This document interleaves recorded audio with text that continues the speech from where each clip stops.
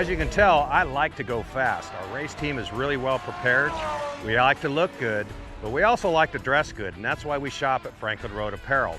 I own the company, and I wear the clothes that we sell in that store. So check us out. We carry all the top brands: Baldwin, John Barbados, Billy Reed, Goodman brand, and on down the list. So come see us, Franklin Road Apparel, Franklin, Tennessee.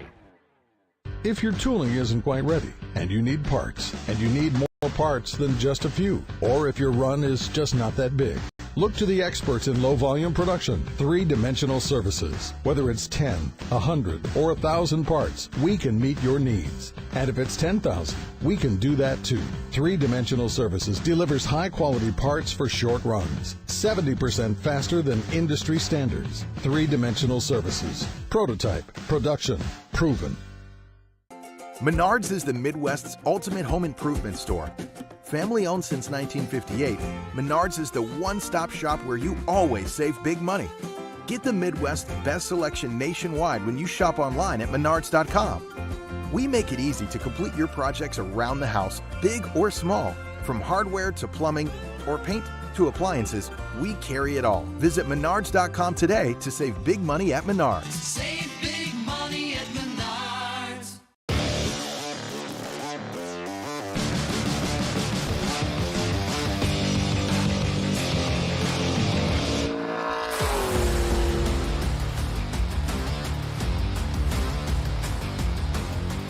A warm welcome to the Trans Am Series presented by Pirelli. It's round 3 of the 2022 championship, and we're at Road Atlanta looking forward to another cracking TA2 race. And I'm delighted to welcome on board Ray Everingham. And we really can't compare the track we raced at last week in Charlotte compared to this. No, great point, Jonathan. And not only Charlotte, but Sebring as well. You got to remember those surfaces were flat. And at Charlotte, you drove up into the banking. Here at Road Atlanta, a lot of elevation changes. You can see in those S's behind us, they're coming downhill into some wine spots, up over the hill. Going to really have to drive by memory. Got to hit those marks.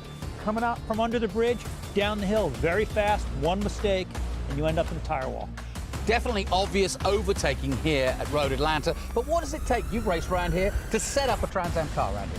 Well, again, much different from the tracks that we ran at last week. The spring platform's very important. You'll see shocks being adjusted per driver, but braking's going to be key here. And these TA2 cars, you know, they've got different brake packages that you can choose from. But the guy who uses the brakes really well, getting into turn 1 and getting into 10A is where I expect to see the passing. Thanks, Ray. Yes, we'll be hearing from Ray throughout the weekend, but now let's hear from our current championship leader, Rafa Matos. He's down in the pits with our man, Ben Sissel. Thanks, gentlemen. I am here with our current champion and points leader, Rafa Matos. Rafa, what's your strategy to stay points leader in such a competitive field? You know, Ben, every season has been more competitive since I started racing here in Trans Am, and this year is no different. You know, in order to win this championship, we have to finish every race. We cannot afford DNFs, and you know, every race is a different challenge. I have the luxury here. I have very fast teammates, and luckily they will be stealing some points from the competition, but we have to make sure that the car is working perfectly mechanically, nothing breaks, and we got to finish race. If we get a podium or a second or a win, it's a big bonus for us, but we got to keep finishing.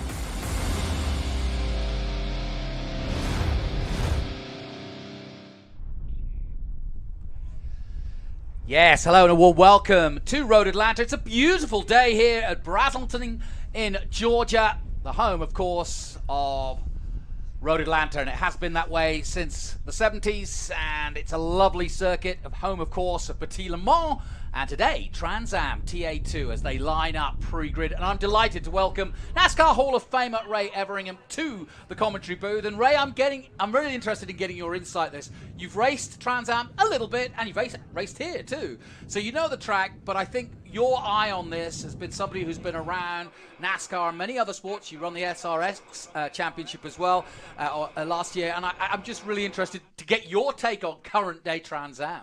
Well, I'm going to tell you, I am very, very impressed with the TA2 series because it's done a couple things. It's taken racing back to driver controls. Yep. These cars primarily, I tell everybody they're easy to drive but hard to drive fast, and it's really about driver input. There's no traction control, no ABS. The motors do have rev limiters, but these cars are designed on driver skill, and that's what the people want to see. We see these very talented young drivers, and then we see some journeymen, really doing a great job with these things. A lot of horsepower, no downforce, skinny tire, and then the ability to run side by side. A little bit of rubbing, too.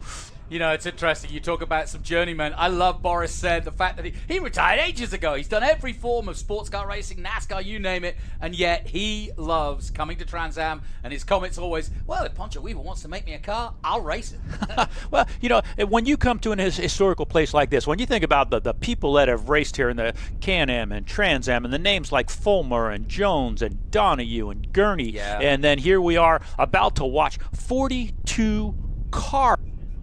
So this TA2 series is growing and growing and becoming one of the most popular series in America and a great training ground. We're seeing some manufacturers sneak in with some of these young guns to get them some experience to see where they measure up to where they want to send them, whether that's to NASCAR or IndyCar.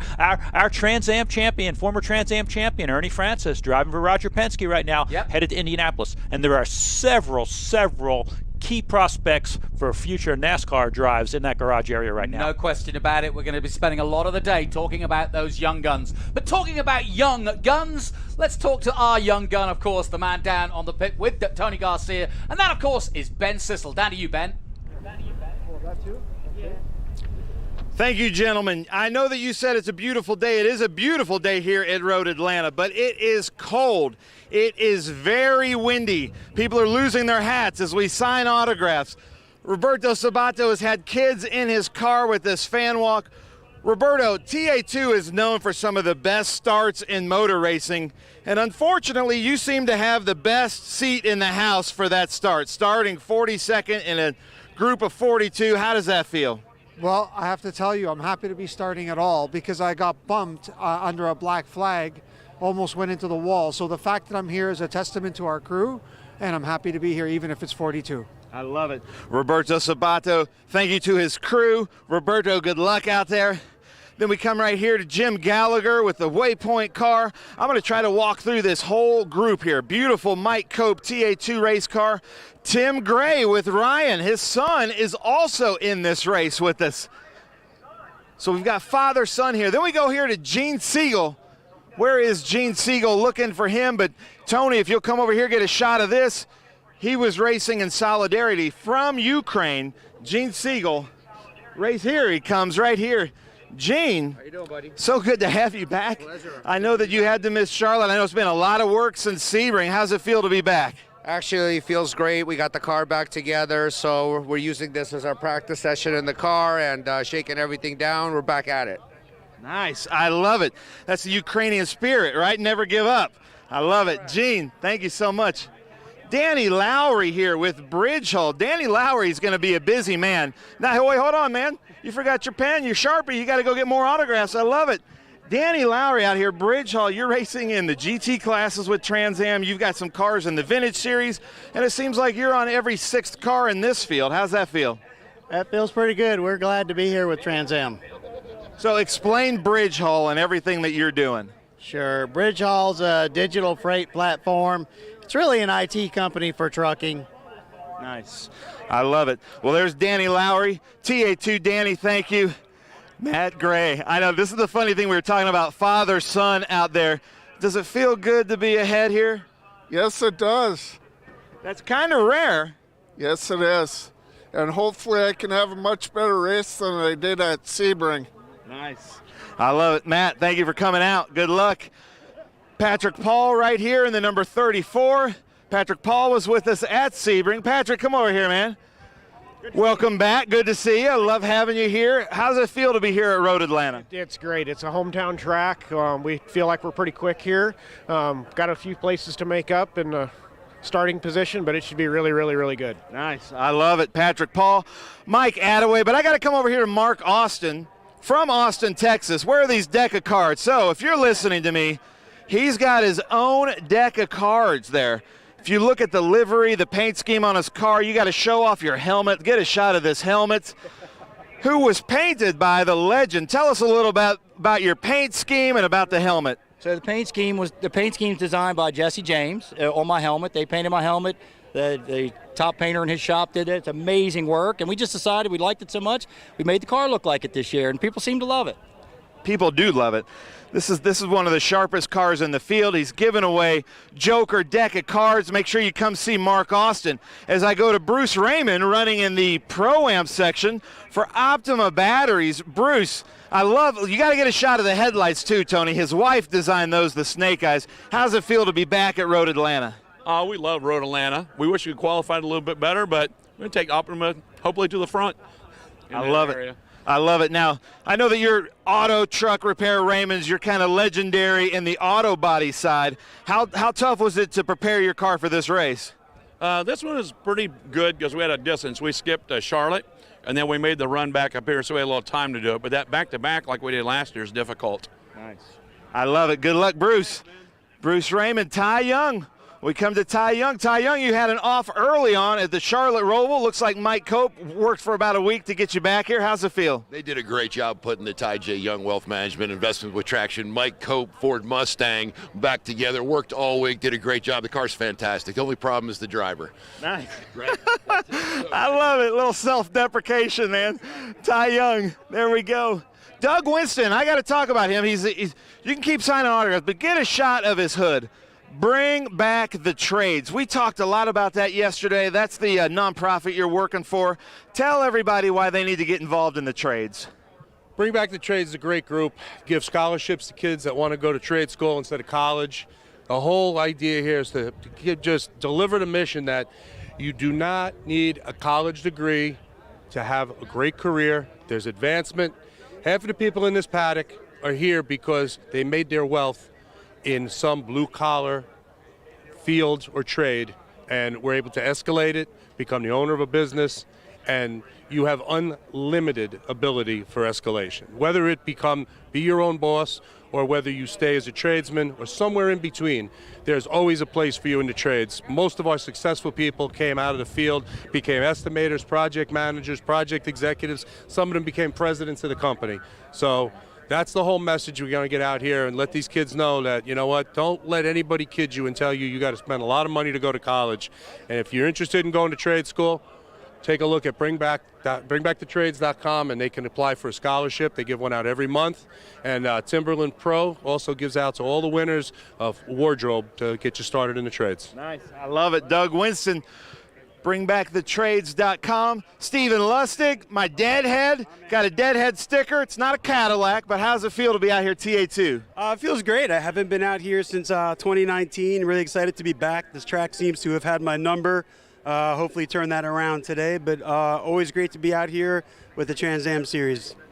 Great. Awesome. Steve Lustig. I've got to get down here being told we've got Ricky Sanders right here in TA2. Aaron Pierce, beautiful new car for this year. We go down here to Ironman Tom Sheehan, LTK Insulation Technologies. Tom has run more TA2 races than probably anybody on the planet. Tom, how's it feel? It's not the stat that I'd like to be known for the most, but yeah, so we've run a lot of races with the series, and looking forward to getting out there today, having a good run for the team. A couple rough weekends in a row, but this is racing, so we got some work to do today. Nice. All right, well then we'll change that to the best beard in the series. Is that the stat that you want? Maybe. There we go. Maurice Hall signing autographs here at the Fan Walk. Check that out. Love it. So great to have Maurice back with us. Jeff Sexton here, Horse Soldier Bourbon Whiskey. There's a huge bottle here in our paddock. How's it feel to be with us at Road Atlanta and TA2? Feels amazing. It's my first time here. Struggling a little bit. I'm looking to move forward today, but yeah, super happy to be here. Thank you, Horse Soldier Bourbon, Stevens Miller Racing. Great guys, ready to get going. Nice. I love it. Jeff Sexton, Horse Soldier. Elias Anderson is back with us, was just with us a few days ago at the Charlotte Roval. Barry Bowes right here. We're going to talk to Michelle Abadi right here with the beautiful Ghost BC Race Cars number 30. Michelle, how does it feel back at Michelin Raceway Road Atlanta? You know, I love this track. I haven't been to a lot of the tracks on the east here, but this one right now is absolutely my favorite one. And the Ghost Energy number 30 car has been kicking butt, and I'm super happy to be sitting here in P22. Nice. I love it. Michelle, thank you so much. Keith Prochuk, you're not by your car, buddy, but Keith Prochuk from the Windy City, you brought Chicago weather with you. It's windy and cold here as we come to Rhett Barco in this beautiful Dodge Challenger. Rhett, how does it feel? It feels very good. I mean, I'm feeling good about today, even though we're starting back. We had a little bit of a rough weekend, but we have some really good straightaway speed, and we got some people in front of us that we can potentially pass. We just got to keep the car clean. But we have a great Berryman, MPEC Napa, and BarcoCars.com Dodge Challenger today, so it should be a great finish. Nice. I love it. Rhett Barco, thank you very much. Coming here to Darren Mock. Now, Darren, we were in meetings. Ray Evernham's up in the booth, and he said, hey, you guys are aware that Darren Mock comes from NASCAR royalty, right? Can you explain to everybody who your dad is and where you come from? Yeah, so my dad's Butch Mock, and he owned a Cup team for 23-plus years and was a driver. So he's definitely got deep racing roots, so it's cool to have a guy like him around and kind of lean on him for setups and driving and just what I need to be doing in and out of the race car for sure. Perfect. Darren Mock, good luck out there. Darren Mock, great road racer. Doug Peterson right here, Three-Dimensional Services Group. We've got Scott Borchetta coming into the car right now. Big Machine Vodka Spike Coolers. About to go into Big Machine Vodka Spike Coolers, turn 1. Cameron Lawrence, you're back here. I know that your team has been struggling all year with this car. I'm not used to seeing Cameron Lawrence this far back. How's it feel? Yeah, I mean, it doesn't feel good for sure, but the guys have been working really hard. I mean, we have a great team. We've got a good car. We're just working on the speed a little bit. So, you know, super thankful for Ken and Franklin Road. I mean, it's great having them all around the track, seeing their signage everywhere. Having him drive and own the team is really cool. So it's been a lot of fun, but obviously we're struggling a little bit. So we're working hard to get a point in the right direction, but we'll make up some spots. Nice. I love it. Cameron Lawrence, good luck. Where's Evan Pecor? Where's Evan? Evan, let's get by your car because this was... You kind of came out of nowhere here last year with us, and I had to come find you, I remember, at Road America, and like, who in the world are you? So, for those that don't know, who are you? I'm Racer X, according to Ben on the Mid-Ohio broadcast, but my name's Evan. We're just out here having fun, limited budget, doing what we can. We're running 3, maybe 4 races a year. Road Atlanta's been a bucket list track for us, so we're out here seeing what we can do. It's our first time here. Absolute roller coaster of a track. It's great running with Trans Am, all these great racers. We're having fun. Nice. I love it. Evan, good luck out there. Welcome back. And then speaking of welcome back, the Bender family, legends in Trans Am, but this is your first race in TA2, is that correct? Yeah, most definitely. It's fun to be back here. You know, my dad raced Trans Am, late 80s, early 90s, under the Pace American Trailers banner. But yeah, been racing for 10, 15 years now, and we're finally back in Trans Am. I'm thrilled. Nice. Well, welcome back. So excited to have you guys back. How cool is that? Adrian Lostovsky over here. Ken Twaits is over here trying to get secrets from Adrian. Adrian, how's it feel at Road Atlanta? We love it. Definitely a track that we like a lot, and we're freezing right now. We're just trying to stay warm. It's going to be the first race I'm not running a cool shirt in, but we definitely have speed. We definitely have a little bit left from qualifying, so we definitely feel good for moving up in the field today. Nice. A man from New York is complaining about the weather here in Atlanta. As I come talk to Dylan Archer. Dylan really moving up, the newest Howe chassis in the field. And you just missed the top 10, and you were so disappointed yesterday. That's just how competitive TA2 is. Yeah, it's super close out here, and it's exciting to be back. I'm learning a bunch of my first time here. I think we got a lot of progress to make. We got a good car, and I'm ready to move forward. Nice. I love it. Dylan Archer, FPEC, Food Processing Equipment Company. There's Alan Davison right there. Evan Slater, another one of our young guns. Man, you were having such a great run just a week ago at Charlotte. Little bit of bad luck. What's your strategy here? I mean, yeah, it's a very technical track, so there's going to be a lot more passing opportunities in Charlotte, so we're just going to try and keep it clean. It's a long race on an amazing track, so hopefully we can get a good finish for Cube 3 Architecture and Stevens Miller Racing. Nice. I love it. One of the things I love about TA2 are these drivers kind of come out of nowhere. We have a new driver, Sammy Smith, brand new in the series, first time road racing, Road Atlanta. How do you explain Road Atlanta? Yeah, it's a lot of fun, tough track, a lot of good competition out here, and hopefully we can just have a clean race and have a solid run. Nice. Well, good luck out there, man. Unbelievable. First time on a road course, and you're in the top 10. Unbelievable. Adam Andretti on his birthday weekend, signing autographs as it should be. Hey, man, happy birthday. How's it feel to be back at Road Atlanta? Oh, it's great to be back here at Road Atlanta. Last year, the weather was not so good. It was a lot of rain, and this weekend the weather's been absolutely glorious, honestly. Looking at it, it's a little windy and a little bit chilly, but the fans have come out. Such a huge thank you to the fans, and we're proud, right? Peterson Racing, Three-Dimensional Services Group, got a lot of presence up here, so we're going to have ourselves a good 100 miles here. Nice. Good 100 miles here. Adam Andretti, Three-Dimensional Services Group. We were talking about Tyler Kicera with Liqui Moly, won the last race of the Charlotte Roval. Misha Goigberg talking to Thomas Merrill, so stick around. Misha, this is the first time I remember that you've committed to the whole season running for a championship. How does that feel? It feels great, obviously. It gives us and the team the ability to build on consistency, build some momentum, learn more about each track we go to, and get really sharp in everything how we run the weekends. Nice. I love it. Misha, good luck out there. Oh, handshake, huh? The old-fashioned way. I love it. Thomas Merrill right here talking to Brent Cruz. Hey, Brent, get in here. Jump in here, Brent. So, Thomas, I know you've had a third-place finish here. You like Road Atlanta? I love Road Atlanta. Yeah, it's one of my favorite racetracks. Yeah. So what kind of advice would you give to one of the young guns about Road Atlanta? I don't know about this young gun. He's starting in front of me, so I'm not sure how much I would tell him, but I think this is going to be an interesting race in the long run. I hope we get a lot of green flag racing because our Bridge Hall HP Tuners Mustang is really good on a long run, and that's kind of what we've planned for. But we may get a lot of yellows, so that might be a challenge here. With the cold temperatures, it's going to be all about tire temperature, brake temperature, but we just got to be there at the end. Nice.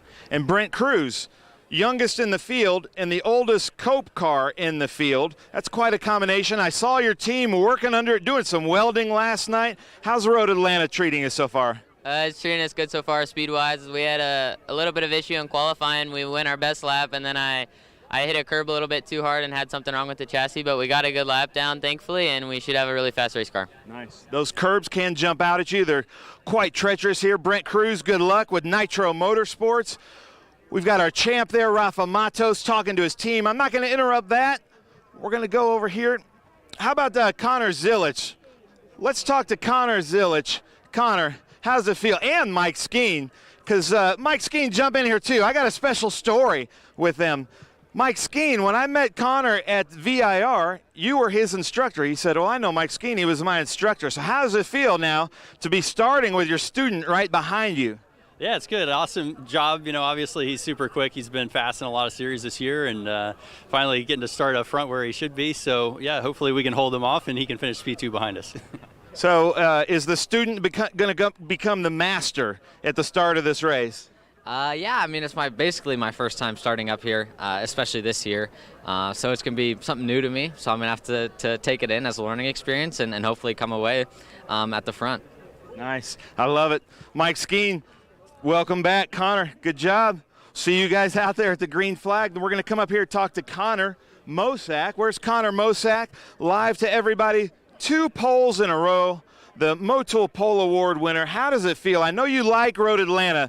Green flag drops, the wind is going with you. What's your strategy into treacherous turn 1? Yeah, our car feels great. My guys at Scott Legacy Racing have been working really hard on this thing, and obviously we got a good car, so hopefully we just keep it clean through turn 1 and get single file and drive away. Nice. I love it. Connor Mosack, good luck out there. HPU, High Point University. But I'm coming over here right now to the front of the grid to talk to my friend who keeps us all grounded mentally and spiritually, Marvin Gray, the Trans Am pastor. Take it away, buddy. Let us pray. Lord, we thank you for the opportunity to be here in the beauty of your creation. Lord, we ask your special protection on each and every one who is a part of the event today, from the organizers, the track officials, the crew, the drivers, the workers, all, and thank you for the fans who come out to cheer us on. Lord, we pray your special protection on our troops and safety forces as they protect us. We pray you be with our family and friends that can't be with us. And Lord, we pray for an end to the fight in Ukraine, to the war. Let you bring peace and be with those refugees who need shelter. In your name we pray, Jesus. Amen. Thank you, Marvin. Unbelievable. Marvin, it's so great to have you out here. I love it. All right. And then for our national anthem, we have a live singer, Elena Ewis. Welcome. Take it away. Oh, say, can you see by the dawn's early light what so proudly we hailed at the twilight's last gleaming, whose broad stripes and bright stars through the perilous fight o'er the ramparts we watched were so gallantly streaming, and the rockets' red glare, the bombs bursting in air, gave proof through the night that our flag was still there. Oh, say, does that star-spangled banner yet wave o'er the land of the free and the home of the brave?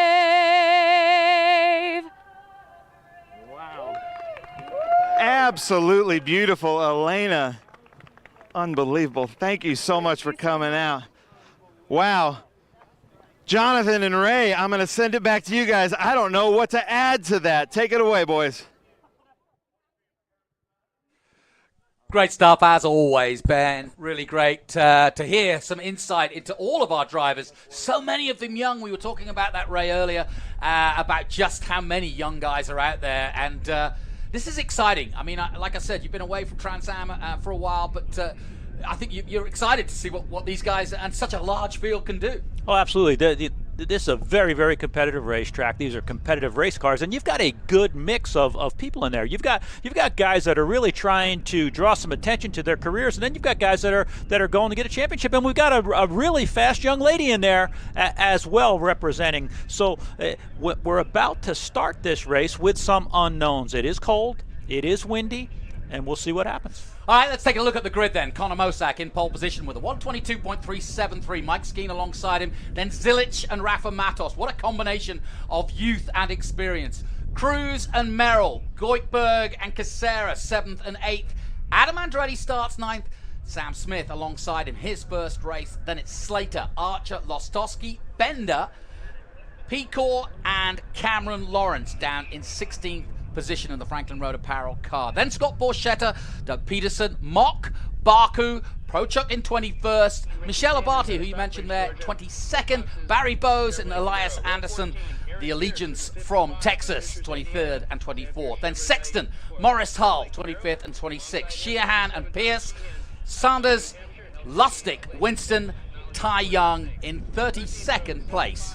And then a little further down, Bruce Raymond, Austin, Attaway, Paul, Gray, Lowry, Segal, Gray, and that's Tim Gray, Jim Gallagher, Roberto Sabato, and Kurt Voigt in 43rd place.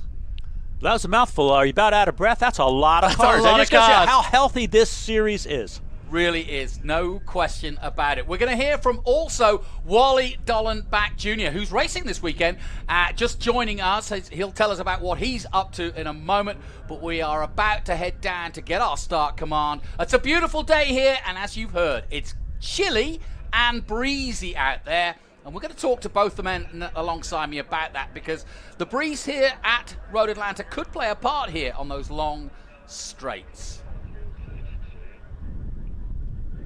We'll be on board with Barry Bowes in the 32, the ASIO data car. And these are all live shots that we'll be bringing you: throttle, brakes, RPM, and overall speed. Plus, on the right-hand side, you'll be able to see exactly where they are on track. Evan Slater, the youngster in the 35, Cube 3 architecture, spoke to his sponsor earlier in the weekend, delighted with his progress despite that off last time out at Charlotte. And as you can see, we are getting ready to go. There's not really been too many incidents in TA2. The one worry after practice was the amount of traffic, and that is going to be a factor. If you can imagine 44 cars on a track like this, yes, there's more places to overtake than perhaps Charlotte, but it's still going to be tricky. Let's head back down to Ben Sissel. We have a very special presentation here. Brian Gluck, who number 47, going to be racing with us tomorrow in SGT. You reached out and you says you have a special presentation for us. I do. What I've got is a flag that we flew on our aircraft during the War on Terror on September 11th, 2020, on one of the last missions in Afghanistan. And I'd like to present that to John and all the Trans Am guys for all their support for veterans. They've just been great to us.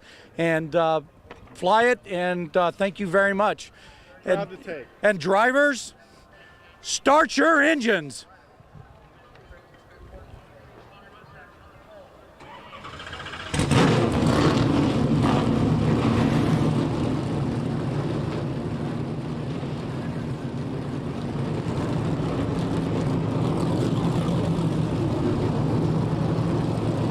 And with that beautiful sound, I'd like to introduce one of the legends of our sport, Wally Dollenbach Jr., who's also still racing. He'll be out there, we hope, anyway, later today. But first of all, Wally, your take. We've heard from Ray.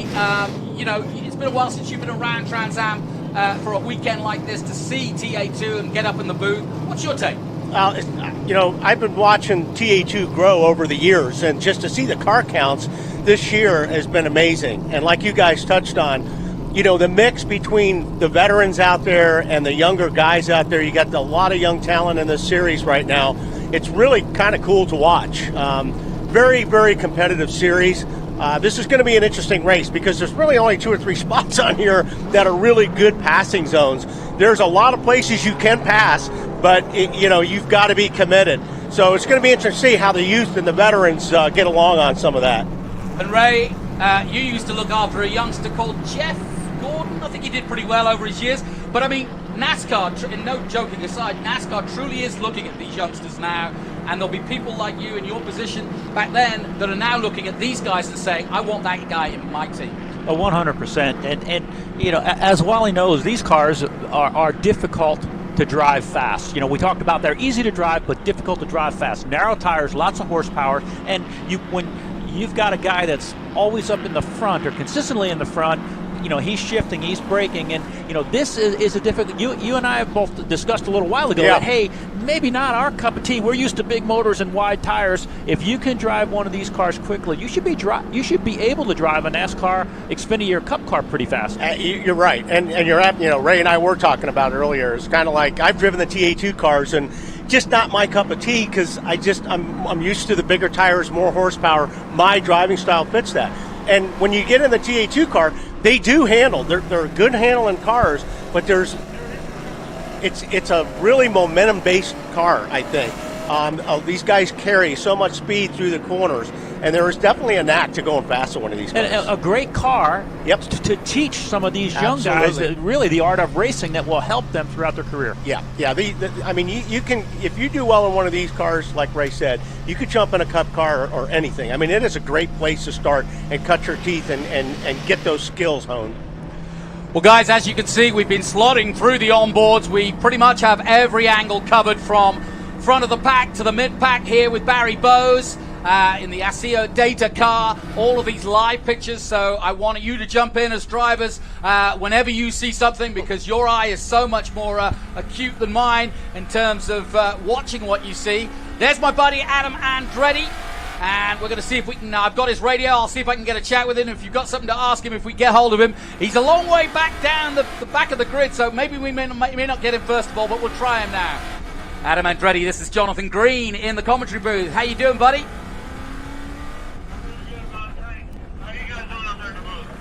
Oh, we're tiddly-boo. We're watching how breezy it is and how cool it is out there. How are the engines and how is the wind going to affect you?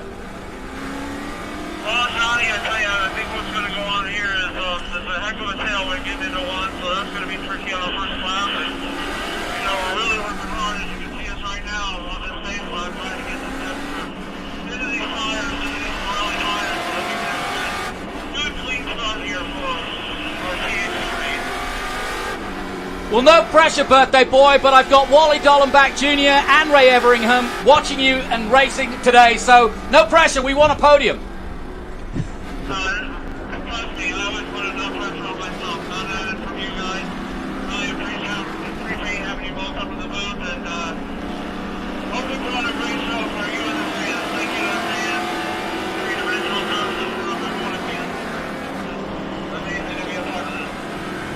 Drive like Andretti, buddy. Great stuff there. Great stuff from Mexico. And Wally, I'm sitting here noticing it as well. I think a really smart move with the Trans Am people picking up the pace here to help these guys. Let them have a lap single. We're doing 2 pace laps. They'll get over in turn 9 an idea if we're going green. But letting them have a little extra speed on these pace laps to get some heat into the tires. A little bit of a cold morning. I'll tell you what, the Pirellis, on the TA cars, it took 2 laps to get any temperature in them. So definitely a good move here because we struggled with our tires, and I know these guys are doing the same. I got a question for both of you. This morning I saw guys putting holes in some of the front of the car, and I talked to Mark Miller about this, and he said, the temperature was so low they were worried about getting heat into the engine. That's something I'd not even thought about. Is that? Oh, absolutely. I can tell you that there's an optimum operating temperature, obviously, for every engine to make the most critical horsepower. You get above that, you'll take horsepower away. But if you can't get it, if it's really too cold, it takes horsepower away as well. And I'm going to tell you, these cars are so close horsepower-wise that if you don't want to give up 10 horsepower with a temperature deal. Wally, I'm going to put you in the hot seat here. If you were in the first 2 rows, how do you play Road Atlanta? They're coming down, the pace car should come off at the top of 10, and then it's hell-bent for leather, isn't it? The problem is you always, before a race, you try to figure out what you're going to do. It doesn't matter what you plan. You just have to react what happens when that green flag drops. So, I think a lot of these guys, the most important thing is to just, take it easy. You got a lot of cars that are going through 1 all the way to 6. Get filed out, get settled, and then start picking them off 1 by 1. Don't force it right now because the tires are still going to be a little bit cold. Here we go then. The pace car comes off and we are ready to go. Trans Am TA2 Racing here at Road Atlanta, led by Connor Mosack, who is pole again for the 2nd week in a row, but he doesn't get the start he wants. In fact, he's under pressure already from 2 of the 3-dimensional surfaces cars. He got a lot of wheel spin on the start with those cold tires, so that's what we're just talking about. On board with Lostowski. God, that's a mess in there. I wouldn't want to be facing that right. No, and again, the good news is the fiberglass on these cars is a little bit flexible, and there were a lot of flexing fiberglass going up through there. Now they're starting to make a run hill down through the S's here. The tires are starting to get a little bit warmer as they get up and head down the backstretch. I want to see what kind of speed we see on this first lap. Mike Skeen, an absolute specialist round here, chasing the young 23-year-old who's got his sights set on NASCAR. Mike Skeen, one of the most experienced and former champions out there. If Mike can't get it done, who can? Into 7. Critical corner coming up is 8. Wally, you've got to get out of here well. Yeah, you've got, this is it's not a very fast corner, but it's real important to get through the middle and get the power down. You want to try to avoid any wheel spin whatsoever, because if you get wheel spin off that corner, it's going to hurt you down here in the other end of the backstretch. Now, really important going down into 10A, Wally. You can run a little bit later in there because as the weight from going down that hill where it flattens, that actually puts more weight on the car, right? Exactly. When you get down over that hill, it actually plants the car and it pushes the car into the racetrack, and you can get a really good braking zone in there. So if you set a guy up just right and you get down in there, you can outbrake him. Big story so far, Connor Zilic getting ahead of Rafa Matos, our current championship leader, and of course our current champion. We go on board with Adam Andretti.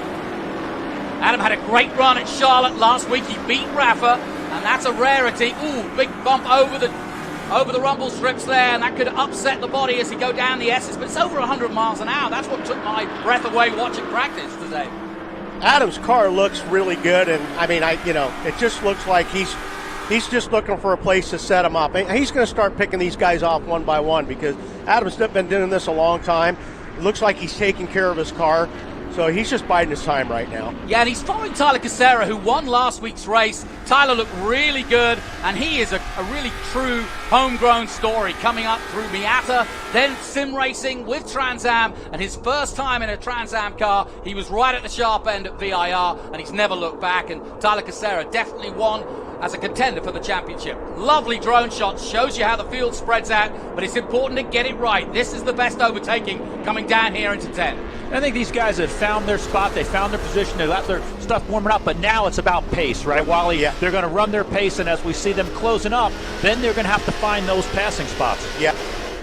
Right, I mean, what you want, they're trying to figure out, right now they're figuring out what kind of car they have. And, they got 2 laps, everything's warmed up. What they're dealing with now, handling-wise, they know what they've got. And again, you're pacing yourself. You're obviously trying to move forward, but you don't want to abuse your car doing it. So you've got a long race. You want to take care of your stuff.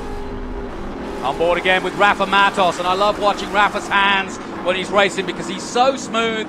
And if he starts to get a little bit out of Larry with the wheel, then there's something wrong because he's so smooth, generally speaking, and that's why he manages the tires so well. And Wally, you know this, it's 100 miles. It sounds like a long way, but we call it a sprint race. The one worry you've got is managing those tires if it's green. There's no question about it. I mean, I did that at Sebring. You really, you want to run hard because the car feels, the best it's going to feel is right now. The tires are working good and you want to run hard. But man, you want something to deal with in the last 10 laps of the race. So there's a balance there on how hard you want to run and still taking care of your stuff and trying to make a pass on somebody. And not just saving the tires, Wally, but with these tires, pressure makes a big. So you don't want to abuse a front or a rear because if that buildup in pressure changes, you've got to carry that for the rest of the day. Yeah, you're stuck with it. Yeah, you're no pit stops to fix that. Here's we on board as we come under the bridge and down to the final corner, on board with Adrian Lostowski. Boy, that's fast through there, and you're totally committed, right? It's a fun corner. I mean, we got a spinner. Oh! So Spinner just behind Lostowski, but has righted himself. In fact, that's a good result in the end there. Yeah, that could have been. That's a scary. That right up there is the scariest part for me as a race car driver. Coming up over that hill is completely blind, and I mean, if there's somebody sideways, it is going to be a scary deal. So that is the worst place in the world for a guy to spin out. Well, I'm going to tell you that I'm happy to hear you say that because when I did run the corners, I thought to myself, I am just not good enough to be going this fast over that corner and not being able to see. There isn't a lap that goes by. I'm going, oh boy, I hope it's clear. Well, Connor Mosack's made a good start. He's got 0.8 at the moment on Skeen, and that's no mean feat. And he's settling down, but you can see the gap visibly from Skeen.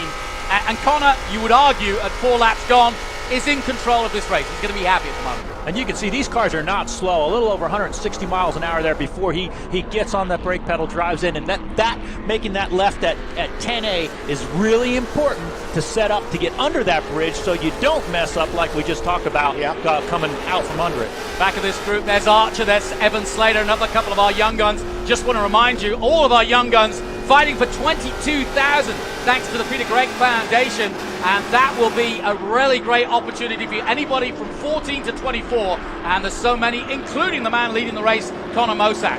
Lap 5 then, Evan Slater goes up the hill. Ooh, little bit of loose there by the man in front of him, Slater. I see these guys are using a lot of curb, Wally. Yeah. Is that something that different in this car than, let's say, the TA car with this has a splitter, this doesn't have a splitter, and they can use those curbs? Yeah, you can run the curbs on these cars. Now, stay off of, like that curve right between, down, getting into turn 5. There's a curve there on the right, which is even big on these cars, but you can knock the curbs with these cars a little bit easier than you could with the TA cars. Mike Skeen's just done the quickest lap of the race so far, 124.6. But when you look down all the way to Adam Andretti in 9th position, they're all in the high 124. So really, not a lot of difference between them at the moment. No, that's, again, what's so impressive about this series. These cars are all really close. The guys that are driving them properly and driving them hard are the guys that are consistently up front. Really impressed with this kid, Connor Mosack. A lot of people in the karting world know him. He was a world champion at that level and decided to come and do this kind of racing. Whoa. On the main straight, more drama, plenty going on as we're on board with second place Mike Skeen diving into turn 1. The Big Machine Vodka Spike Coolers corner. Skeen eases through there, and he's right there as they start getting into traffic now. Mosack's got to think twice now. Wally, this is where it gets interesting as the leader. Yeah, and it's all, you can't do anything. Yeah. You know, there's no place to go right now. He's going to have to set this guy coming up out of 5. And hopefully Skeen, Skeen's going to try to get a run on him as well. But that's a problem. When you catch a car that's slower, it's really difficult to get around. And you've got Connor Mosack right there putting pressure on Skeen. Rafa Matos right behind him. That's closed that top 4 up. You could throw a blank over him right now. Yeah, the irony is that's Doug Peterson, a former Trans Am champion that they're battling with at the back. And I think that's because he's got some mechanical issues. He's getting out of the way and off the line. Through goes Connor Mosack, and Mike Skeen will follow him through. Skeen, and Skeen is one of those guys where he knows how to take care of his equipment. He always has race car at the end of the race. And, you never count Mike out towards the end of these races because he always seems to do a really good job saving his tires and saving his equipment. Driver, an incredible instructor as well. A lot of the guys in the field that Mike is having to race with are guys that he took through and taught. Yeah. So across the strip they come again, and we have lost Mosack from 3rd position. And that changes things as we get into some traffic. There's a little bit of damage to one of the cars coming through. That's the silver hair. Number 57, Connor Mosack, dropping back 2 places, and a little bit of body damage to that front right. And we have got a full course yellow now. And looks as though damage to the 94, who's coming straight into the pits. And that is Evan Pecor, who we heard from earlier in the day from Ben Sissel. But it all calms down a little bit now. Ray, Wally, we can catch our breath. From what you've seen so far, this High Point University, he's studying entrepreneurship. That's a good. I think if you wanted to manage him, you'd be happy. He's leading the race, and he's an entrepreneur. Yeah, that'll help you in this business. Yeah. You need money. You need to be swift when it comes to business. On board with Barry Bowes. What do you do, Wally, when you're calming down in this stage? I mean, you're catching your breath, you're rethinking it, you're probably talking to your engineer. What's the sort of systems check you do? Well, depending on where you're at in the race, okay, now you've gained up the guy, a lot of space on the guy that you've been racing. The restarts are some of the best times to make moves and to pass guys.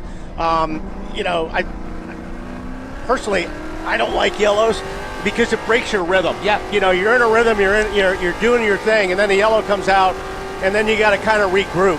But like I said, these guys will stack up, and this is the best opportunity to try to get a spot or 2 on a restart.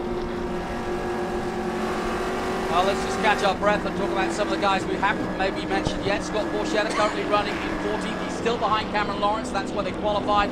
Evan Slater just ahead of them in 12th. Sammy Smith, his first road race. He's in 11th place, and he's got ahead of Evan Slater, who started 11th. Dylan Archer just ahead of him, and then it's Andretti, who we have been on board with already. Barry Bowes, the man we're on board with right now, is currently running in 27th place. You're listening to Wally Dollenbach Jr. and Ray Everingham. I'm delighted and honored to have both of them here in the commentary booth. But Trans Am is back and running good here at Road Atlanta, as it always does. We'll take a short break. We'll be back with more after this.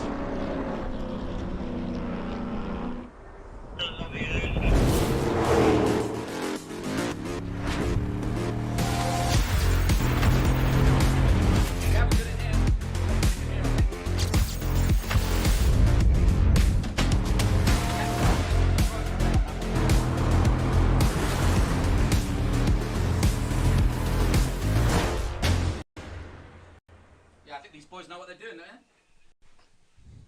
they? Speed, endurance, desire. For 160 years, Motul has helped engines and drivers go faster, further, and stronger.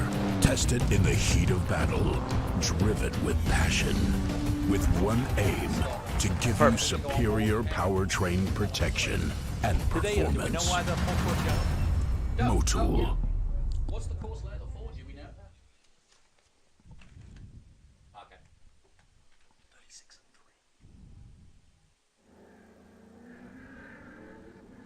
and 3. So, this is why we are under caution. Welcome back to Road Atlanta. Adrian Lostowski out of the car in the Hawk performance car. You can see because we're on board with him, but he's out of the car. And this is turn 1. So, 2 cars involved, the 3 and the 36. Not quite sure whether they came together before or after, or one of them. That's Danny Bender. That's a real shame because Danny Bender, this is his first Trans Am race. Former racer in spec racing, but this is his first Trans Am effort, and I feel for him. And likewise, Adrian Lostowski, runner-up in SGT a couple of years ago, and the Hawk boys were looking for a big day. Sadly, though, we're under caution, and that's the reason why. So, game over, it looks like. I don't think Adrian's going anywhere, but they'll be back and back in contention, I hope, for the next round for the doubleheader in California coming up. But they'll have to drag that out. But we've got some time to talk up in the booth here with Wally Dollenbach Jr. and Ray Everingham, and we're looking down on this very famous circuit to the S's, as they are called. And I definitely want to ask Ray a question. There's a one guy out there, and it's this man, number 48, Scott Borchetta. He told me, he wrote me a note, and he's lovely. He always sends me an email. Wrote me a note, and he said, the reason I'm racing is because of Ray Everingham. He's the guy that said, don't retire, you could do something here. Tell us the story. Scott and I got to be friends. We did a couple of television shows together, but around with race cars. You know, I had my vintage cars, my vintage Trans Am car and whatnot, a couple dirt cars, and started. You know, Scott had driven the truck series at Nashville and did really well. He was champion and record holder and whatnot. And he got in the cars and he was very, very impressive. And I said, this guy's got some talent. You know, we need to pursue this thing. And brought Scott here to try road racing. Got him Miata series. Got his license. And Scott is very, very serious about his racing. He's very talented. Obviously, a superstar in the music business. Had he chosen to go racing, I really believe this guy could have been to the top of the professional sport. You know, the effort that he puts in is incredible.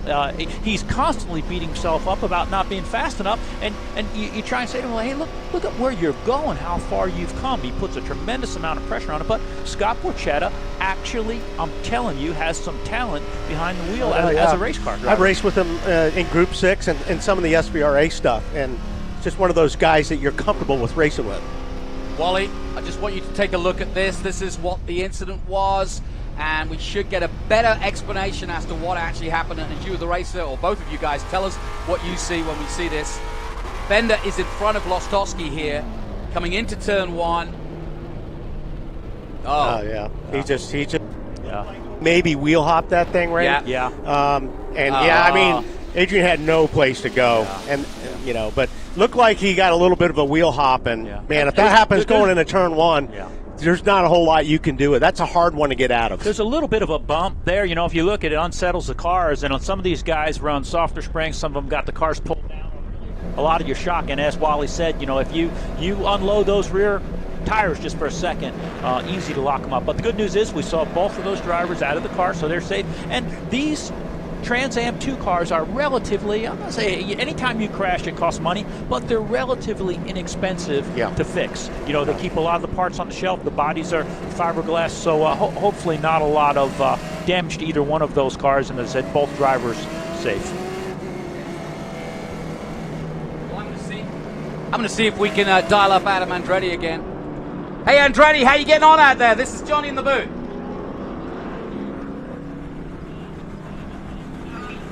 I'm back on that.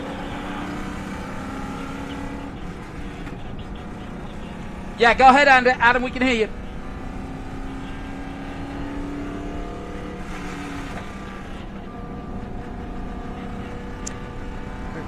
There's someone else on our channel. It's back of the circuit. Yeah, he's at the back of the circuit. I'll leave him to it. We'll get back to him later. But, guys, Wally, I want to ask you. I've seen Skeen do that same thing, and I've seen a few drivers get that wheel hop at turn 1 there. Is there any way while driving you can avoid it? There's one thing that I do to get out of a wheel hop, and that it's not right. Your brain doesn't want to do it, but you hit the gas to get.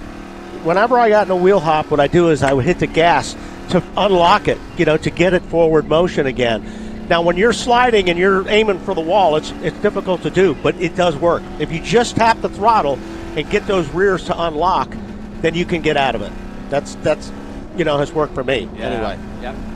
Yeah, like you say, it's completely against the brain. Yeah, isn't it? yeah. And Ray will remember when it happened a lot, and then it's where I figured it out was at Sonoma and the carousel. Correct. When you're going down the carousel, and then there's that hill, and guys used to wheel hop in cup cars all the time there, and by accident, I flipped the throttle and got out of it, and I went, oh, okay. And every time, even down in a turn, what is it, 11 or the last one, we used to get a lot of wheel hop. You just tap the gas, it'll break free again. Well, a couple things going on there, as we said, a little bump, but you're on the brakes so hard, it's putting a lot of weight on the front tires, taking weight off the rear tires. But as the fuel burns off, this is a 100-mile race, as the fuel burns off, they're going to have to take some bias away from the rear and put it on the front to stop those cars from wheel hopping. Yeah, you definitely, and I don't know how many guys are doing it, but yes, you do play with the brake bias. Like in a TA car for me going into turn 1, I brake a lot earlier, and I'm actually on the throttle before I even turn in. And a lot of it's got to do what you just pointed out. There's a bump there, and if you get in there and try to charge the corner and hit the brakes, the cars don't like it, so I kind of back my whole deal up and run through there on the gas instead of running in there deep, braking, and then turn. And that's what I love about the circuits like this. The circuits that have the history, it's got to have a little bit of character. Yeah. Who wants a perfectly smooth, bank easy racetrack? It's got to have a little bit of a difficulty. And this place does. Guys, while we've got a little time, let's head down to the pits again. Ben Sissel, what do you got? Hey, I'm with Billy Harrison, crew chief for Fast Auto with Adrian Lostowski. Billy, what's Adrian telling you? What happened? He was coming in, the car in front of him locked up the rear end. Such close racing, nowhere to go. We're bringing him back to the hauler. We're going to try to straighten it out for some points. Nice. Going to try to straighten it out for some points. I'm sure you gentlemen up there in the booth can explain that to everybody. Yeah, exactly right. The thing about Trans Am is, the big points are at the front, but there's points all the way down the field. So if you can get back out in a 100-mile race, you will score points. Plus, there are points for fastest lap and most laps led. But, that was a fairly straightforward incident. Poor old Adrian had nowhere to go. No. And again, especially they're doing the right thing if they're going to be running for the championship. It's early in the race. We've still got 30 laps left and lots of miles. And based on the races that we've had here in the past in TA2, there's going to be some other incidents and some cars dropping out. So they'll be able to gain some positions. They fixed that car. Here's a question for both of you. It's cool out there. The sun is shining, but it is cool, and the wind is probably playing a factor. You talked about tire pressures earlier. We're looking at like when they're racing, getting up to like 180. But how far will they drop, and how can you gauge it? We've got no sensors for it. Oh, I'll tell you, that's a great question because the problem that you have right now, you've got a lot of brake heat in the car. So as that brake heat is building the front tires, it doesn't build the rear tires as fast. So what you're trying to do right now is keep your tires clean and keep your foot off that brake if you can, to not create more temperature and put it in the front tires. Normally, once the tires build up, they won't drop pressure as quickly as they will build up. There's an optimum pressure that Pirelli has given these guys to shoot for. So normally they start a little less than that, hit the target pressure, and you want to try and keep that balance for the rest of the race if possible. Yeah, it's interesting. I asked Scott Goodyear this last week because he was saying weaving is great, but it's not actually the most perfect way to get the heat in the tires. And he said accelerating and braking, but that doesn't work with what you just said because you don't want to overbrake. Well, you don't really want to overbrake it. That balance, so weaving is a great way to keep the tires clean because as Wally will tell you, you'll wreck easier on dirty tires than you will on cold tires. There's a lot of rubber that comes up. We've seen guys using the curb. We've seen cars off the racetrack. So you want to get that off of your tires before you have to head down to turn 1. If you were someone like Tyler Kicera, who won the last race in 8th position, or Adam, Thomas Merrill, who's been, well, he was the top finisher here of those that are here this year, last year. But if you're trying to come through, when the tire deg is going down and the race is going on, does like many other races, like NASCAR and any other, is there a lot of marbles? Is there a lot of used rubber on the outside? When you're trying to overtake, you got to go offline. Yeah, you know, I haven't seen that though with these new Pirellis. I mean, and Sebring is about as nasty as they get. Yeah. You know, but you know the lines were pretty clean, so it wasn't we're used to in the NASCAR races. I mean, you get out of the line and that was it. Yeah. You couldn't do anything. So the marbles, I haven't seen too much of it off these Pirellis yet. How bad's it look, right? Doesn't look good, does it? No, but it looks fixable as long as they can get the steering wheel pointed in the right direction and get cooling to the radiator so the car doesn't overheat. Brake ducts open so they don't overheat. He should be fine. You know, again, these cars are pretty tough, and those fiberglass bodies, they pull them out, they tape them up. You know, when I wrecked my car here a couple years ago, they taped it up, and you know, I've got that car we call the Ghost, and they put so much white tape on the car I drove for Mike Cope. They said, "Hey, you drive the Ghost yesterday, but today you're driving the Mummy." You know, so they can fix these things up. The guys can do a good job putting them back together. Guys, Ben is busying himself down in the pit lane. Let's head down to Ben Sissel again and find out what the latest is down there. Well, thanks, gentlemen. I'm with Adrian Lostowski. Adrian, Ray Evernham wants to know, can you get the steering wheel straight? Can you get back out there? Yeah, we're trying to get back out there. It seems, I think Danny Bender spun in front of me earlier, and I just had nowhere to go, and I went right into him in turn one there. So just super disappointing because we didn't have a good finish at Charlotte. Now we came down here. We had a lot of pace. We were just cruising there for everything to pan out, and we're going to start picking cars off, and there we go. We had a really fast car today, and here we are. You know, we're just trying to get back out there and get as many points as we can. That's a heartbroken Adrian Lostowski and his Hawk Performance Ford Mustang. Adrian, I'm sorry about your luck, but we know all about luck in motorsports. Gentlemen, back to you. Yeah, Ben, that's great stuff, and I feel for Adrian because that's a small team. He's worked very hard. They're staying in a hotel. I think I'll buy him a beer tonight if he does get back out there, but never easy going on board again with Scott Borchetta. I'll tell you what, guys, I've been watching Connor Mosack at the front, and I'll tell you what, 23 years old, you've got Mike Skeen of all people behind you. You're right behind that Honda Civic. And I'd just be a little bit nervous. Scott Borchetta, on the other hand, he's a little further back. He's got Cameron Lawrence in front of him. He's just looking to make some places up. And we talked about Scott, and you know, right now I think Scott is shooting for another good, solid top 10. But I'm going to tell you, I spoke with Connor Mosack yesterday. He is a very confident young man, knows what he wants to do, knows where he wants to be. You know, I was very impressed with some of these younger drivers that we've talked to, and you know, the young man in fourth, Brent Cruz, one of the youngest drivers, racing one of the oldest cars, but very experienced. And while he told me, and here's a guy that won 5 Powerade midget races last year, said this is the most competitive series he's ever raced in. And I think he's right. I mean, you look at this, look at these guys stacked up, and it's going to be interesting to see if Skeen tries to make a move. Away we go then, down the main straight. Mike Skeen trying to make some inroads on Connor Mosack, and so too his teammate Rafa Matos, the champion. Behind them, in the 70, is Brent Cruz, the youngster, the youngest competitor out there, but still going very strong and looking for a top 5. Cameron Lawrence a little further back. We go on board with him now. He's got the 18 in front of him. That's Sammy Smith in his first road race. He's so bad wanting to get in there on the inside of him. The right thing, because unless you're right next to somebody, it's not going to work out. Can you make a move on the inside at 7? That's another one that you've got to be committed. Right. You've got to make sure that the guy sees you, because if he turns down in on you, then so you just need to, you know, make sure that you can do it. And while team cars, okay, we're going down a long back straightaway. Can they do what we see in NASCAR? Will the draft work? Can the 2 team cars work together to get by the leader? I haven't really seen that work a whole lot, Ray. I think if you've got somebody that's giving you a little bit of a push, yes. I don't know if these cars really draft as well as, you know, like the Cup cars and stuff do.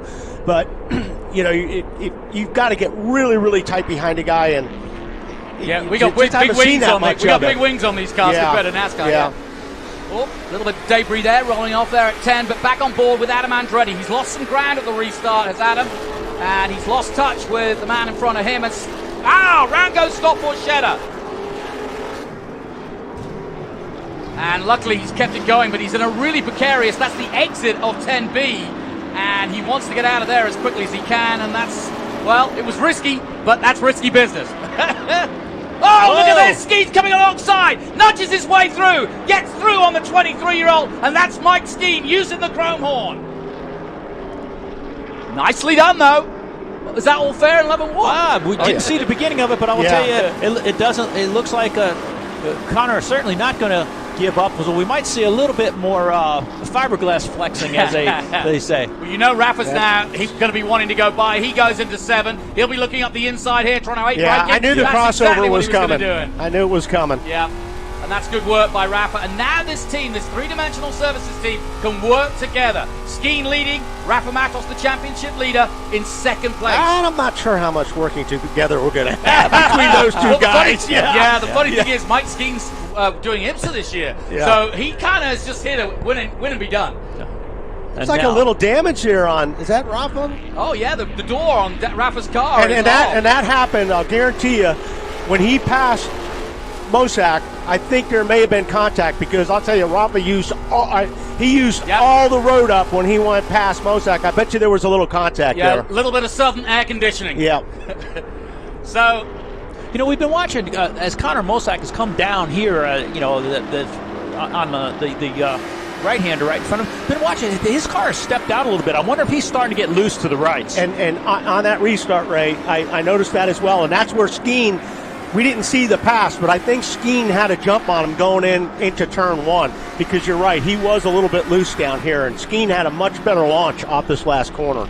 Misha Goikerberg now up to 4th position now, and so we've had quite a change around. Mike Skeen now leads, Rafa Matos 2nd, Cruz is up to 3rd, Goikerberg 4th, and Connor Zilic drops back to 5th place, and Connor Mosack down to 6th. And I think Mosack is back there because of the contact with Rafa on that pass.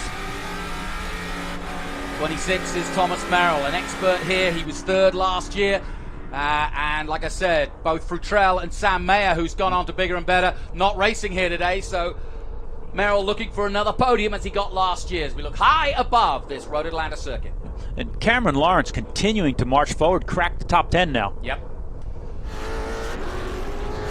Michelle Abate down in 17th. She's chasing Keith Prochup. Sexton, another one of our new boys from Texas. He's in 18th, just ahead of Elias Anderson from Driftwood, Texas.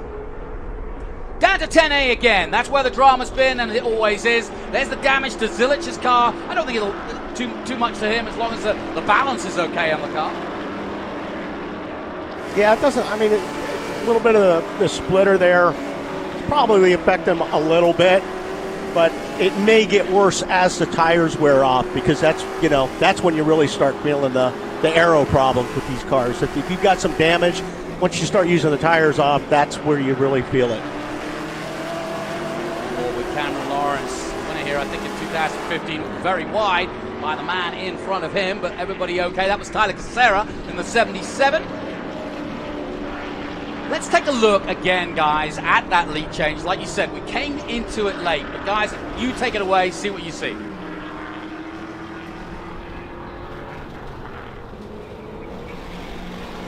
This is Borchetta going round, in fact.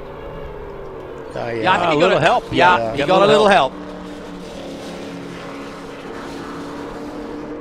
Yeah, I set you out wrong there, boys. That spot over there, I mean, it's a risky place to pass. You've got to make sure you give each other a lot of room there. That's an easy situation to get into. 10B there. So here's Rafa, 2nd place, but look at the gap that Skeen's already got on him in the last lap or so.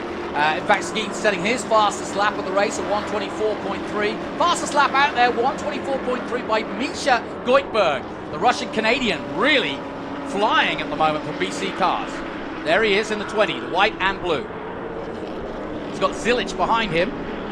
And not uncommon to see these cars get faster and faster. Again, the Pirelli brings a good tire as the fuel burns off and a little bit of rubber gets down on the racetrack, especially on a cool day like today. They'll go faster and faster. And we see somebody right there. Jim Gallagher, Jim.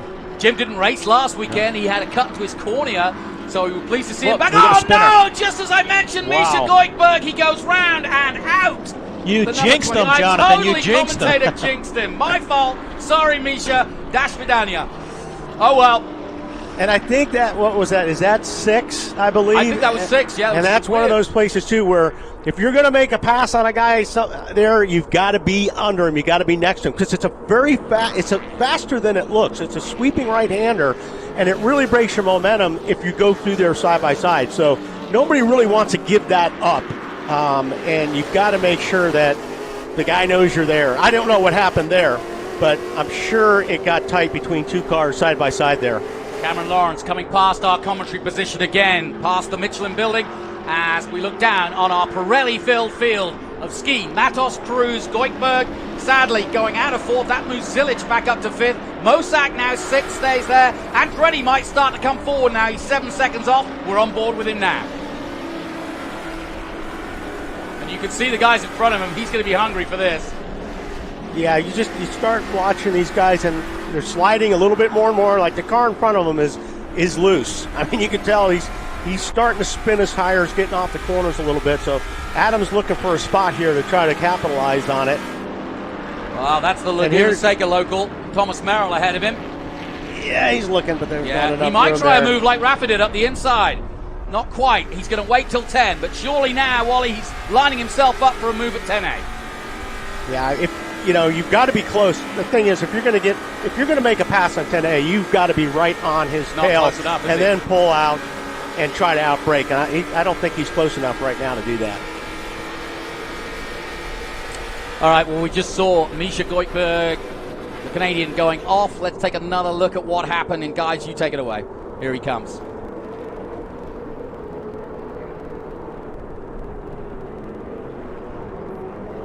Yeah, it's just like you've got to be further up on the guy if you're going to make that move, and that that's a two. Yeah, if you commit on the inside and it's not going to work, there's nowhere for you to go. You can't get out of the guy's way fast enough. So that's just one of those last second. I think I can make it, and he didn't. He wasn't far enough up on him. Well, we seem to hear Dollenbachs everywhere. Now we got Archers back in the sport. Yeah. I love this sport. It's got the right name. You got to keep racing, right? Well, Dylan's doing a great. I think this is his only 3rd TA2 race, Trans Am race, and I tell you what, he's been very impressive this weekend. He's done a really good job. He's worked.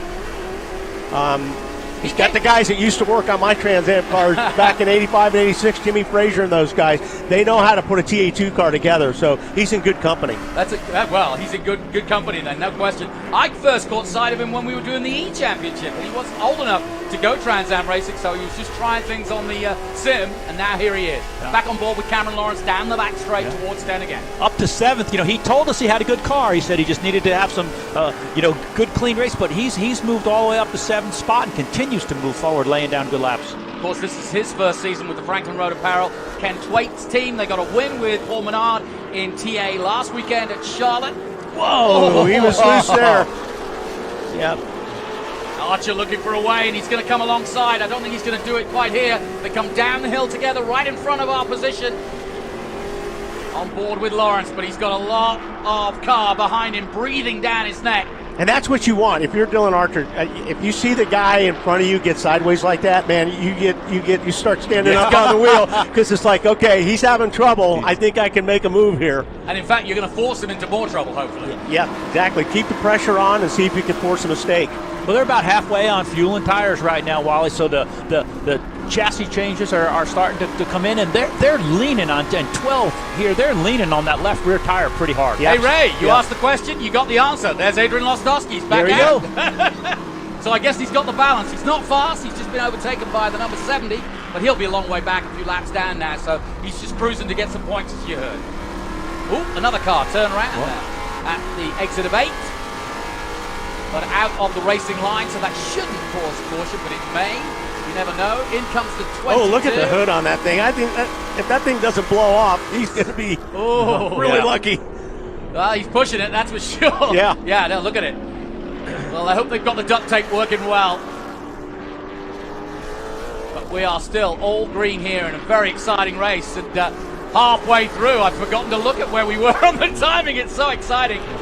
And you know, back to what Ray's talking about. Yep, now's where the handling really comes into play. I mean, I'm watching these guys coming down the hill, coming through the last corner, and about every other car is sideways or really slipping. So the guys that, you know, have either taken care of their tires or got the setups right and the shocks right, this is where they start moving forward. This is where they start making hay in the race. Because those guys that are sideways, it wears that tire. It goes exponentially. You know, if you a couple little slips and it turns into, you know, holding your breath every time you're coming down that hill. Yep. That's Ty Young in the pits in the 22. They're looking into that. I'm not sure what they're looking exactly for, but either way, it doesn't look good. That's got to be the worst when all the adrenaline's flowing and you're desperate to be out there. Yeah, it's definitely highs of highs and lows of lows. Stuff like that happens, especially when you've got a good car. Well, this race is starting to settle down as we go back to Lostowski, who's got back out there, but of course is a lap or two down at the moment. And I think a lot of cars are going to come past, because I can't believe that car in a straight line is going to be fast. In fact, you could see from the timing, 145. Well, he gets up to 150, but we've seen higher top speeds than that, and like you can see the bodywork flapping in front of him. Let's hope it stays all in one piece. But yeah, you can see no hood on it at all. So I don't know if he went out with a hood and has lost it, or I think his fenders. Then again, these cars are pretty tough. You know, they had a couple good licks there, and he's able to get back out. And the good news, I know he was disappointed getting involved in the wreck and not having a couple things, but he said a key thing: the car spin fast the last couple. Problem with a fast car. Oh, you have no problem all day long with a slow car. Yep, amen to that. Yeah, no kidding. He's getting plenty of coverage for his Hawk performance, though. Doing a great job for him. Have been a sponsor of his for the last few years. As we go back, Tyler Kicera in the 77. There's the Franklin Road apparel car of Cameron Lawrence. We've been focusing on him quite rightly, because he's been trying to make his way through. Lawrence currently in 7th. He's got Adam Andretti in front of him. Behind Lawrence is Dylan Archer, Tyler Kicera 9th, Sammy Smith still in the top 10.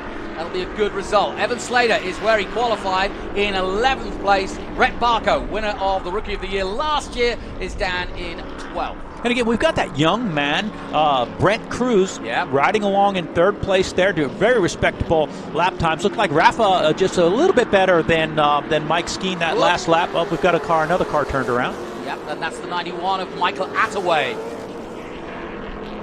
And sadly going the wrong way, but getting out of harm's way more importantly, and that's a good place to stop, because the further you are away from that turn in, the better.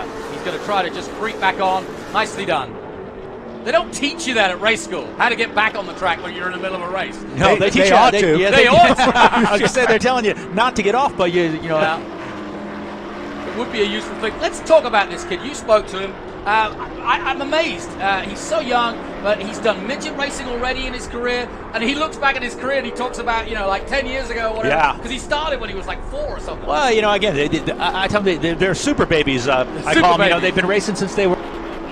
My fire suit is older than this kid, you know, but he really well spoken. They're doing the simulators, they're doing the go karts, they're doing the Legends cars, and they're moving up. So when they get here, they get an opportunity. They have a really high racing IQ. Yep. They have a level of experience to know. And again, I think the iRacing, the simulators are really doing a great job with some of these kids.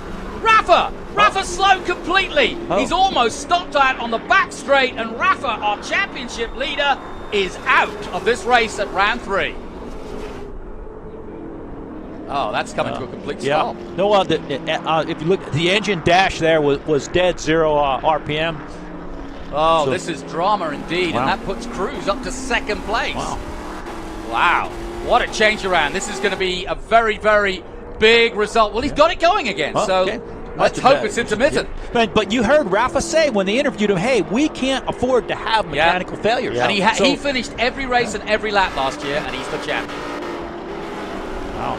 We'll see if he stays out there, or it was maybe ignition box thing, or. Well, if you remember, earlier in the race we saw Doug Peterson, and I said he's a champion in his own right, being overtaken, was going very slow himself. Here with Rafa again, I don't know what you can see, but it's not as fast as I would expect it to be.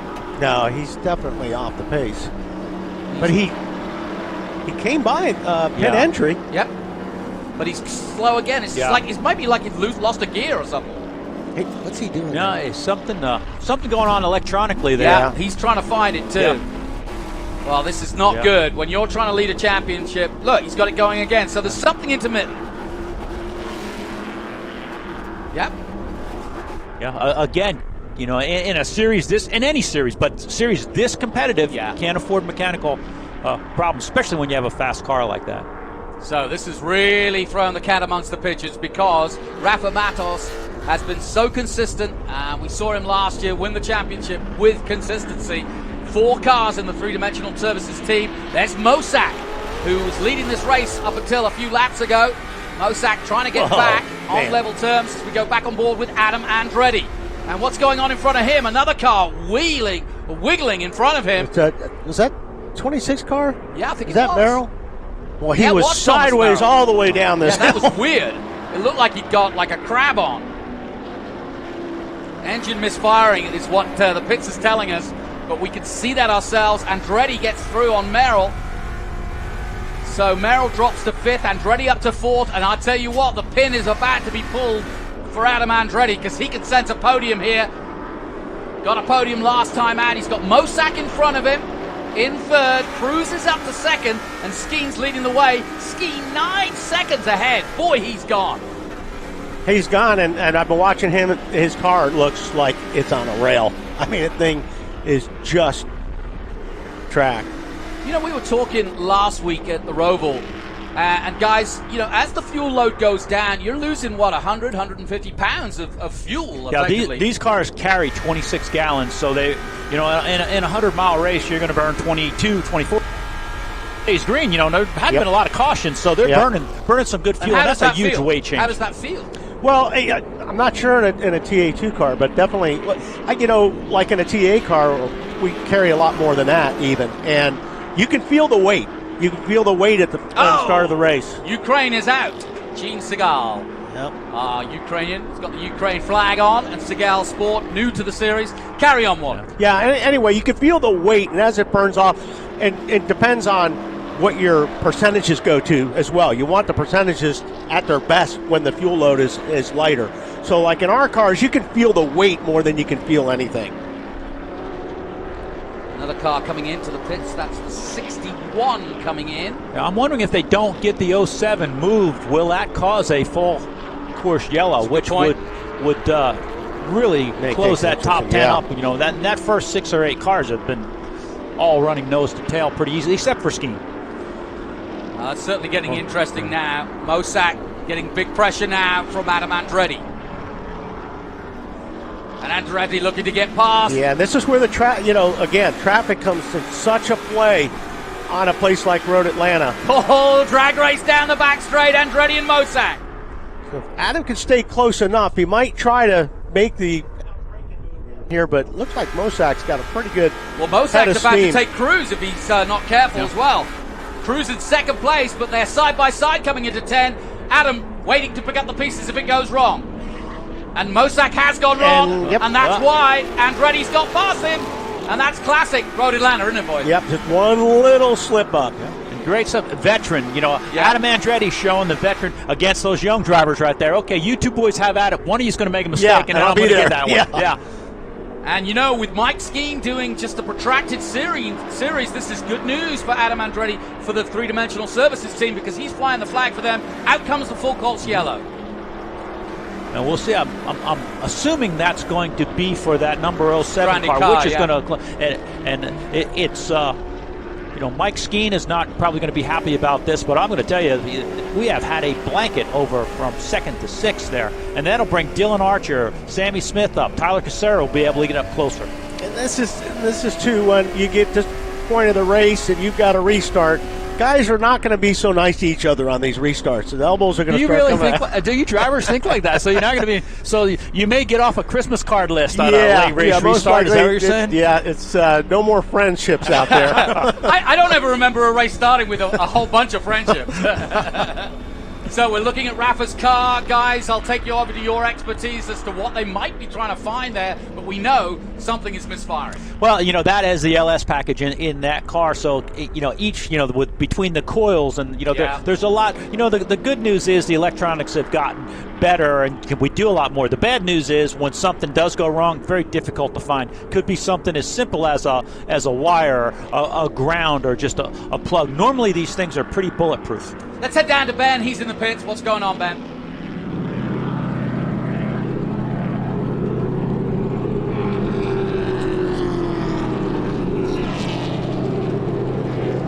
Well, I'm down here in three-dimensional services group.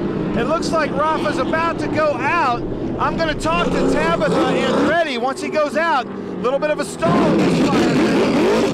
They're having ignition problems. He stalled again, but Tabitha,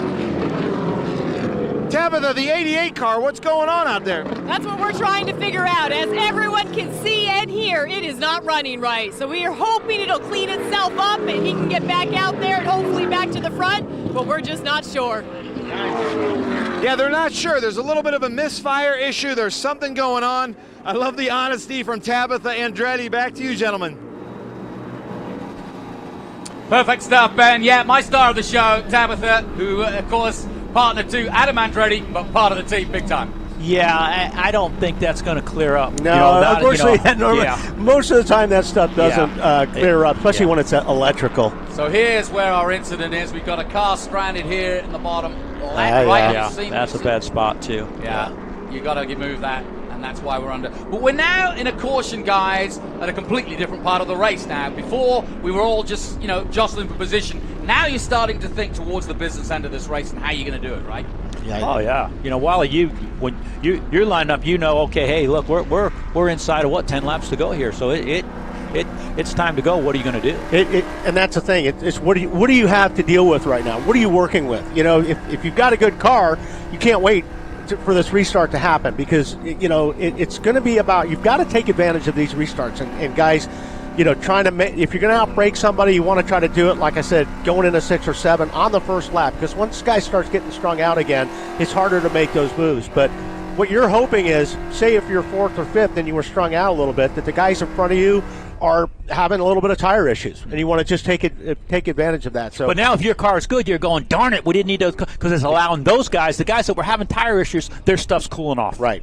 So that's why I think that Skeen to me right now he's probably got the best tires out on the field right now because he's running his own pace. He hasn't been pressured, and I don't think he's hurt anything. So I think he's going to be really, really hard to beat. But like you were saying, the guys from 2nd to 5th or 6th, where you have a blanket over those guys, I think we're going to start seeing a little bit of contact probably. Well, what do you do? You're on the radio with Brent Cruz. He's run 2nd. So what does he got to do on this start? I think on the start, I think you almost have to be defensive more than offensive if you're in that position.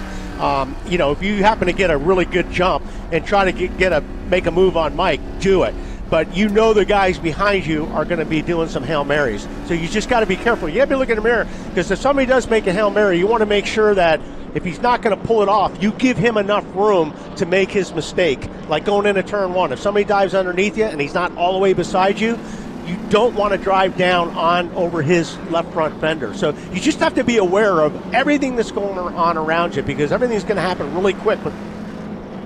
You know what I'm interested to see? We've been talking about our young guns. We've got 7 of them in the top 11, and it's going to be a real case of youth and exuberance versus cool-headed experience. When I say that, Adam Andretti is right behind our youngest competitor, Brent Cruz. Mike Skeen, one of the most experienced drivers out there, if not in America, is leading this race. Connor Mosack is behind Andretti. He's got plenty of experience. He's got wins under his belt. Then comes Merrill and Lawrence, champions and race winners. Behind them, 2 youngsters, Dylan Archer and Sam Smith. Tyler Kicera, already a winner in Trans Am and in his 30s, way more experience than the 2 men in front of him. It's going to be interesting to see how they play. I think Adam right now is just trying to calculate on how he's going to do this. Yes. He's trying to figure out, okay, where am I going to do this? If he watched him right before the yellow came out and you try to find out where your guy that you're chasing, where's his weakness is, and that's where you want to try to capitalize on it when we go back green.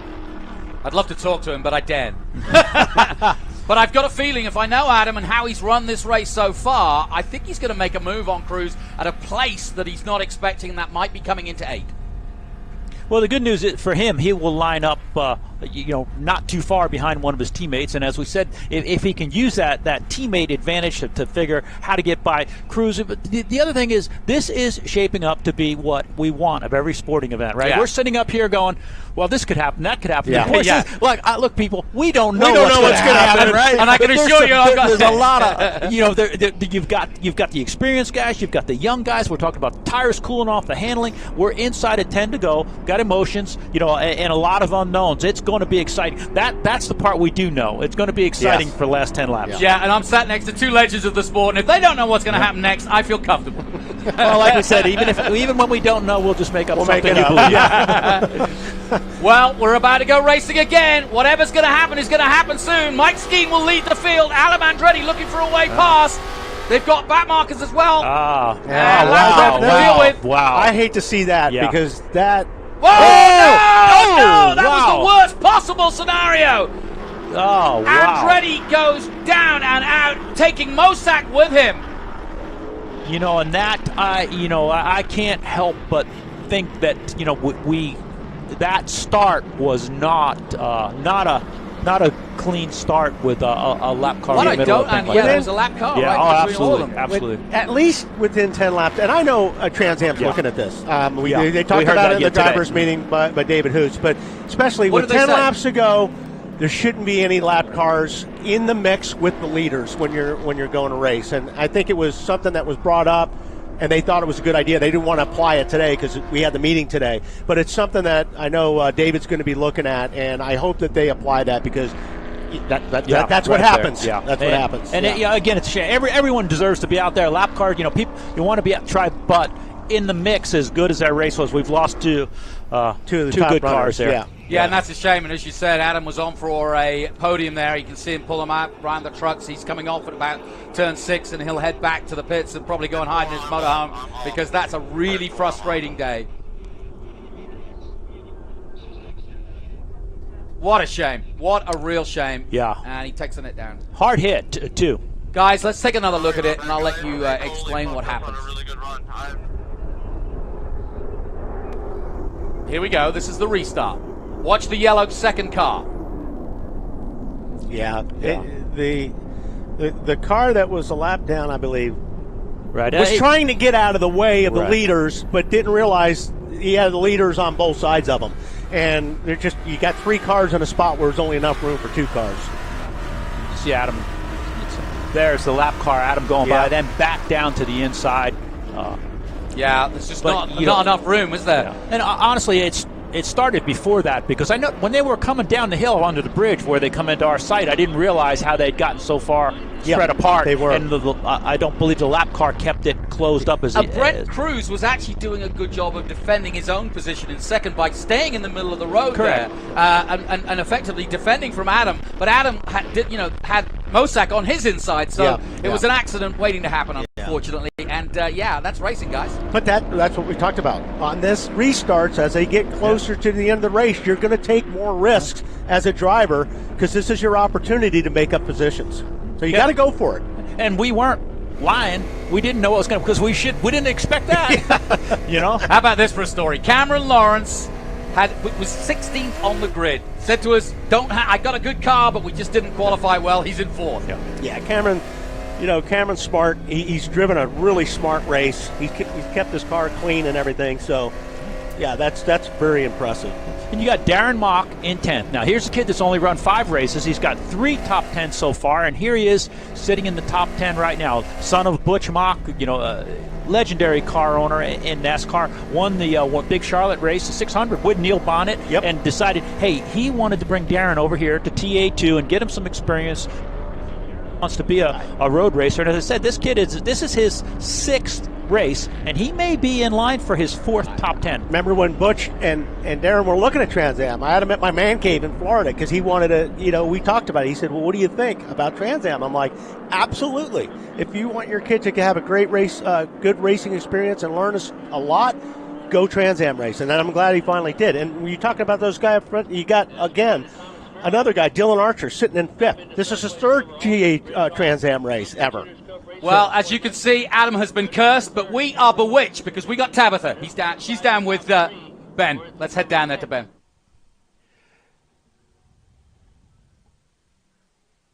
Andretti, Tabitha, have you heard from the driver? What happened there? Yes, I've talked to Adam. Adam is doing just fine. It looks like we had what was supposed to be a great restart, and Connor just pit maneuvered him right into the wall. So it happens, it's racing, but man, that really screws us for the rest of the season. That's Tabitha Andretti talking to Adam Andretti as the cars are coming down pit lane so they can clean up the damage that I see out there on the main straight. They'll come through pit lane, under the lights, following the pace cars through, and back out on the track. Gentlemen, back to you. Thanks, Ben. Pit maneuver. That's a new one on me. Call it like it is. I like that. Oh, she does. Yeah. I love going down to her. She's been, last year at Nashville, she was brilliant. And every time we go to her, she is straight on, but that's a pit maneuver right there. I don't know. Again, each one of those drivers is going to have. Absolutely. That's. But watch Ben Cruz here. Look, he's getting into the middle of the road. Adam's got nowhere to go. Yeah. Cruz drove a long way across the track. But as you said, you're trying to defend. Yeah. And that's fair. You know, you can do that. I don't think David Hoots will have any problem with the youngster. But like you say, is it more to do with traffic than And how do I understand it is you get one move. Right. So if you're doing that move all the way across the track, it's legal. You just can't come back. Right. So. And I'm sure, then you're thinking you're 2 wide. I'm not sure he knew that they were 3 wide. No, exactly. No. Yeah. Well, it's going to be green next time by. I want a prediction if you can. Mike Skeen, Brent Cruz, Thomas Merrill. Then Cameron Lawrence, Dylan Archer, Sam Smith. That's your top 6. It's a real group. There's no way I'm making a prediction. I know. Call that one. Wally, what do you reckon? I'm with Ray on this one. I mean, I think Mike is in the best spot right now. The guy is so savvy. He's so good in these cars. Unless he makes a huge mistake, I can't see anybody getting around him. But I think 2nd through 4th or 5th is up for grabs. Yeah. Well, obviously Mike Skeen trying to save the blushes of the three-dimensional services team, who are usually so good at these sorts of races, but it's been a disastrous weekend, as Tabitha just told us, and it could really affect the championship for Adam. I think it's too early for that, because I think there's going to be so much of this throughout the season. We're going to have big fields. We're heading to Laguna Seca next, then to Sonoma, and I really do think we're going to have these sorts of races week in, week out. Well, and you've got some of his major challengers. Rafa's had problems. Yep. Connor Mosack does problems. So there's some of the actual challengers today as well. Let's head down to Ben again. He's in the pit lane. We got one more lap under safety. Well, gentlemen, you can see as the cars come by on pace lap, we saw, Tony, the cameraman, and I saw when they came by through pit lane, a lot of grass on the front end of the cars. Jeff Sexton has a lot of grass on the front of his car, and I don't know with the cold daylight today if that will affect the cooling or not. Ray Evernham, I'm going to have to ask that question to you. Absolutely could affect the cooling, no, without a doubt, depending on how much is on there, and that looks like a ton. So that cool or not, if it's not getting any air, it's going to get over hot. So it's going to be, he's going to like it. It's going to be fast. It's going to be fast till the end. More downforce, more speed, but that water temperature gauge is probably going to go up in a hurry. We had a TA race at Mid-Ohio a couple of years ago. Ernie Francis was involved, and he got a lot of grass involved. He had to come in, pull it all out, and go back out. There was nothing wrong with the car except the dirt and gravel and dust. And it was overheating. So, these cars can get hot real quick. And these cars are like, they're like snow plows. I mean, with the litter and stuff, everything, when there's debris on the racetrack, it just picks it up and sticks it right on in front of the, the opening. Could he, Wally, get up behind somebody, and will the grass fall off of these cars? I don't think so. Because the screen's not flush, probably not. Right. Gotcha. I don't think so.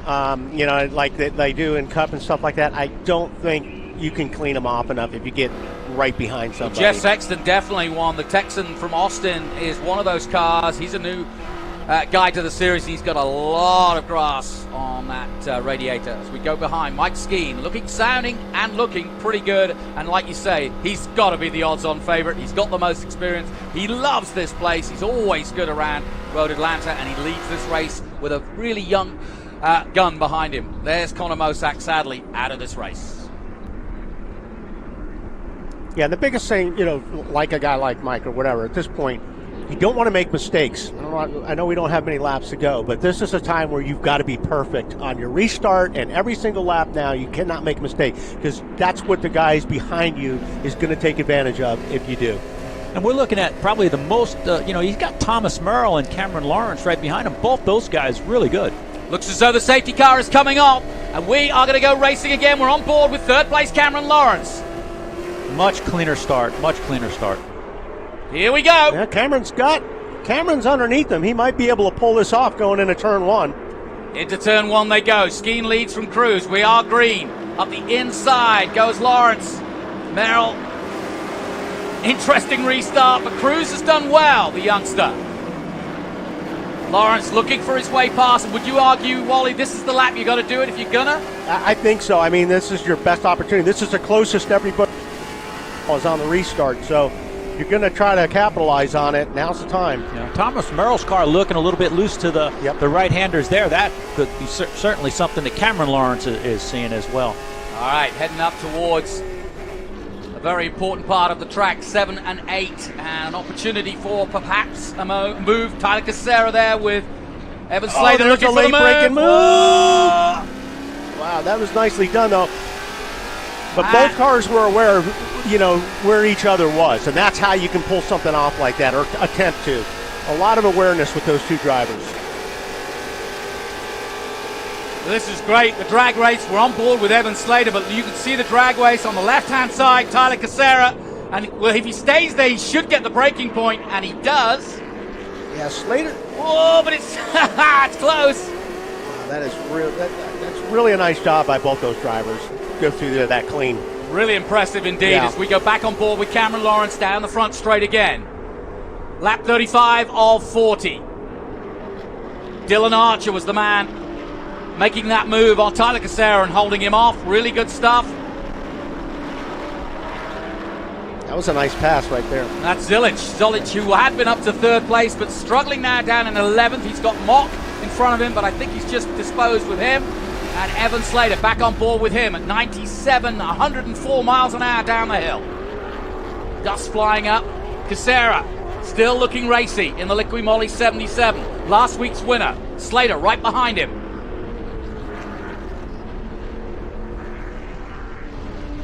"35 laps gone. This is lap 36. Well, we know what happened to our champion. He is down and out, and he's with Ben.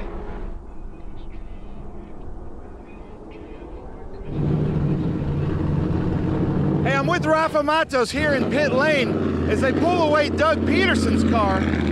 Not the day that you wanted, but Three Dimensional still having a good day here at Road Atlanta. Rafa, what did you see from your vantage point? Yeah, very, very unfortunate that we're running second place.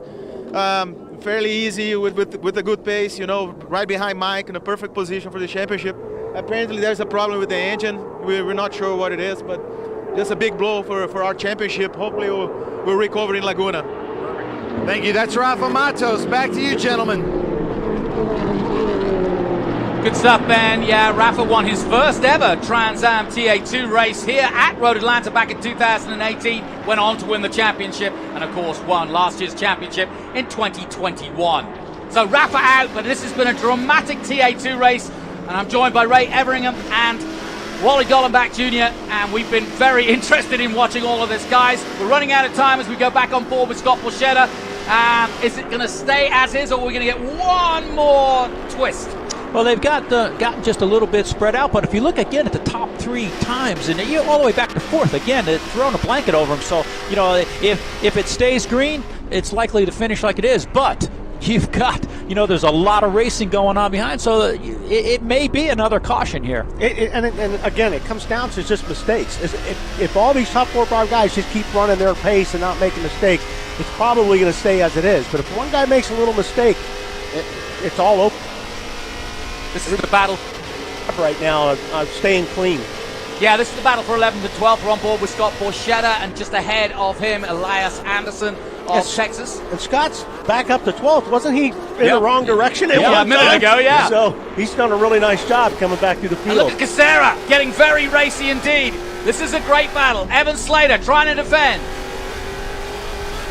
This is really good stuff. Slater in 7th, Kicera. Oh, man, that's sideways. Right there with him.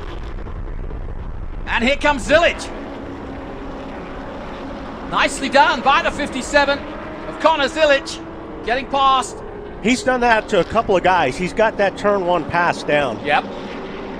So back up the hill they go the leaders. Here's your second place man. What a story this will be if, well, this is a good story too, but it will be a great story for Brent Cruz if he stays in second. But this battle too is for points. There's the man I was talking about, Brent Cruz. He's got Merrill right there with him, and all the experience of Thomas Merrill from Laguna Seca, California is going to come into play now, because he knows he's got the youngest competitor out there, hasn't got the experience of a Merrill, and in the closing stages, surely experience will show. And I'm going to tell you that Brent Cruz is a name that we are going to be hearing quite a bit about in the future as time goes on. As young as he is, as much as he's done, surely, you know, it's not experience, it's not education, you know, in racing, it's pure talent. To be that young, to drive, you know, he's won in dirt midgets, he's won in paved cars, now late models, and now to be running second to Mike Skeen here, pretty amazing. That is amazing. Yeah, it is. Really impressive. So we're getting down to the nitty-gritty. And again, Slater still going at it with Zilic. Zilic again makes that move. He loves that inside move. Yeah, and you know, and why he's able to make that move, he's getting through the last corner better than a lot of these guys. He's getting a really nice run off the last corner. And these two guys are driving really hard right now. This is good. This is impressive stuff. I asked some of the young guns if they'd raced each other. Not many had, because some of them had done karting, some of them haven't. Sam Smith hasn't done karting on his way to coming to Trans Am. Zilic is a world champion karter. And Evan Slater, well, we talked about him already. Oh, but he's got the pedigree. He's going to look at it. He's going to look at it? Nope. Thought maybe right at the last second he would try to dive underneath him. And don't think for 1 minute, not just you two, but NASCAR is watching as these youngsters, and if there's some guys and some talent out there, they're already starting to get watched in this race. 1 lap to go after this, and Mike Skeen with a 2.2 second lead over the youngster Cruz. This is going to be good now. Yep, he's going to try it. Here we go. Zilic is going down underneath him. That's just textbook. Outbreaking. I mean, that's the way you do it. Nicely done there by Zilic. And that's textbook, as you quite rightly point out, Ray. This is the final lap. TA2, round 3 from Road Atlanta. Ray Evering, Wally Dollenbach Jr. enjoying every moment of this. Wally will be in action tomorrow. Whoa, getting a little bit out of shape now, guys, in the closing stages.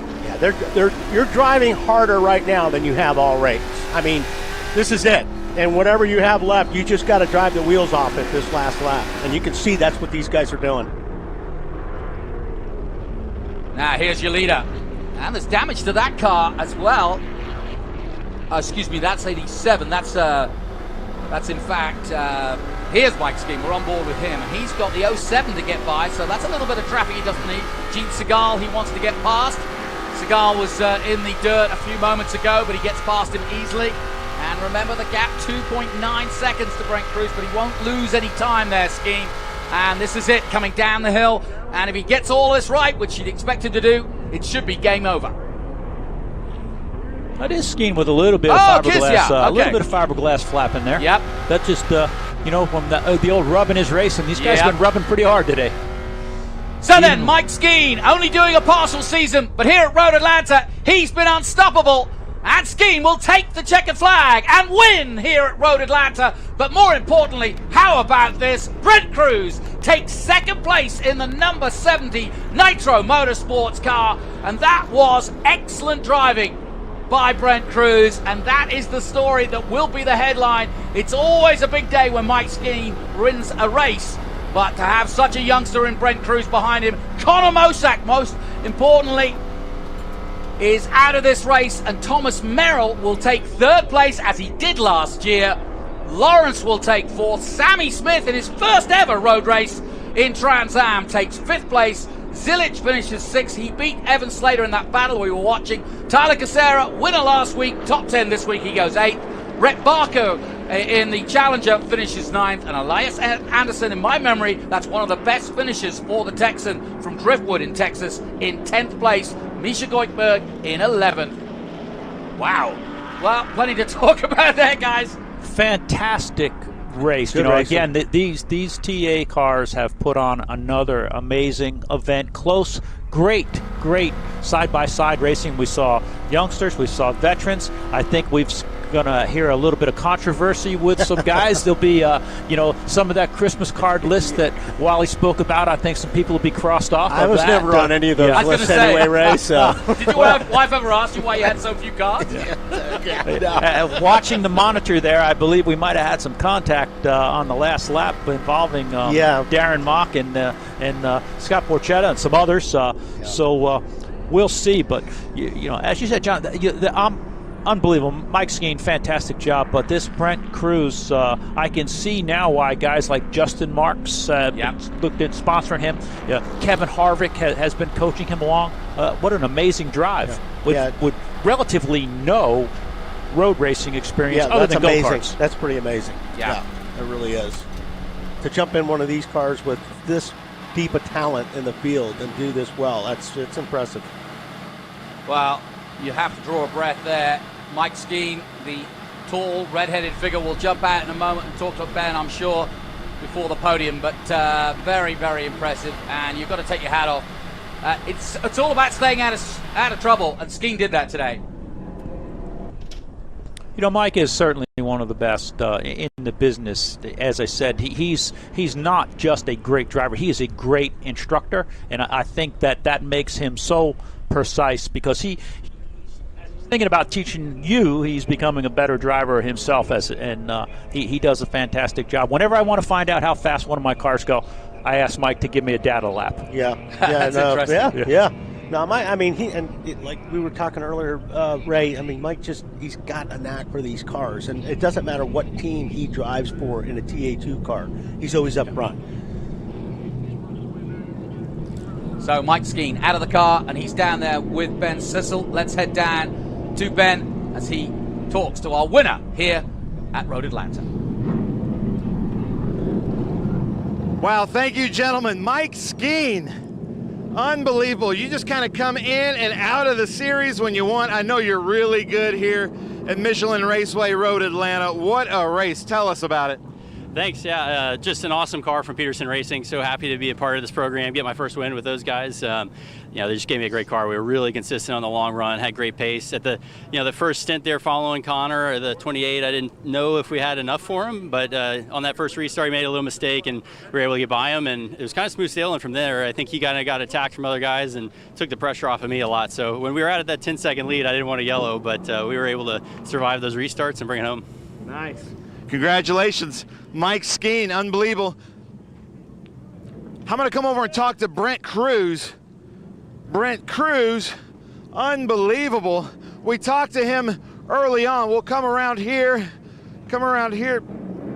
Brent, in the Young Guns, you've been with us this whole time this season. Unbelievable show with your Nitro Motorsports car. How does it feel? Feels really good. We've had a rough couple of last races. We've had amazing speed every time, and we've just had some unfortunate luck and some contact. But this race, we were able to get a solid P2 finish for this team that works so hard, and I'm just so grateful for everyone. Nice. And Brent Cruz did that. We'll come around here and talk to Merrill. Here's a Merrill. In the youngest in the field, and the oldest Mike Cope car, Brent Cruz. Now, Thomas Merrill, you were kind of started back there, and you were disappointed with your positioning, but then you just made it up. Seemed like lap after lap you were there. How's it feel? Well, I thought you were going to say from the oldest driver to the youngest driver to the oldest driver. So I appreciate you didn't say that. No, we were struggling with our pace all week long, but we knew we had a good race car. So we knew if we just kept our nose clean, we'd be there at the end. And we had some good pace. I gave Brent a run for his money there on the last lap, but he defended really well. So full credit to him. And big congrats to Mike. He's the man here. So no one could touch him all day. Nice. Thomas Merrill. Well, there's our top 3, gentlemen. Back to you guys up in the booth. Well, really interesting because Brent Cruz started the day down in 20th position in TA2. Overall, that's going to move him right up the board. And, of course, he is also in our Peter Gregg Foundation Young Gun standings. He started 8th today. He will move up the board. Let's take a look at the highlights then from TA2. And, boy, was there some. We got away with a full field of over 40 cars. Jostling for position, Connor Mosack, the pole man, Adrian Lostowski, and Bender.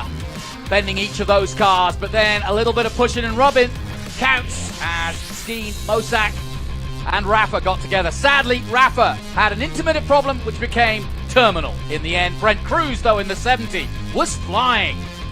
Mosack getting into trouble with this man, Adam Andretti at the restart, and both of them go out, and that led to a really grandstand finish. Mike Skeen, though, no problems for him for three-dimensional services. He takes the win.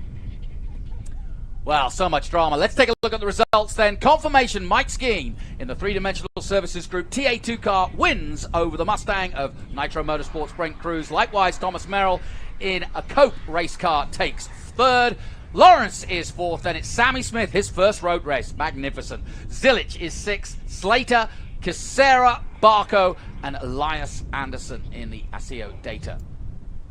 Then further down, Misha Goikberg, Prochuk, Lustig, Sexton, Bowes, Sheehan, Morris Hull, Archer, Sanders, and Scott Borchetta rounding out the top 20. Not bad for a guy who'd already been off track. Mark Austin takes 21st place, then Darren Mock, Winston, Sabato, Raymond, Danny Lowry, Michelle Abati did come into the pits and did not finish. He was a lap down. Attaway Gray and Doug Peterson all finishing the race without completing all the laps. Then further down, also out young, Andretti, Mosack, Matos, Segal, Pierce, Gray, Lostowski, Gallagher, and Paul.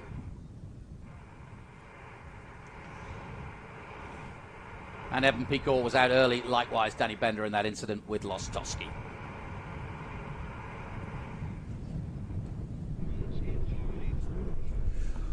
Well, we always have our moment, our chill out, cool move moment of the day, and I think it's well deserved. The chill out, keep cool move of the race today goes to Sammy Smith, his first road race, and he was on fire throughout all the race. Really impressive to finish the way he did, to drive with the cool calmness he did, and he deserves the Chill Out Systems Chill Out Keep Cool move of the race. This is round 3, right? Yeah. Mike Skeen trying to listen in on what he's got to say to some of the youngsters. But a good race for Mike Skeen, and as you say, he's your benchmark, yeah, right? Again, just a great guy. But, what a great event overall, to come in for entertaining race for over perfect time, and hour or so, number of laps. What a great entertaining race, because so many equally matched cars, but yet different levels of driving experience, skill, age. The hardest thing for me to do sitting here with you guys was pay attention to one thing. There was so much going on that you just can't see all of it. So had a fantastic time, and appreciate being invited, but what a great event. And Wally, I know you're racing tomorrow, but boy, is Trans Am alive and kicking. I love it. I mean, Trans Am, put me on the map. And I just feel like I'm back home, and so fortunate I can be back in the TA series and do whatever I can to help promote the series back to where it was at one time. And I'll tell you what, it's headed that way. Like Ray said, I mean, the racing doesn't get any better. We've got 40 cars in TA2 today. It's exciting to see the road racing start coming back to where it was when it once was back in the 80s and where it was so popular. So, I'm very happy to be a part of it. All right, America's best road racing series, and my thanks. I'm honored to have my two guests today. Let's head down to the podium now.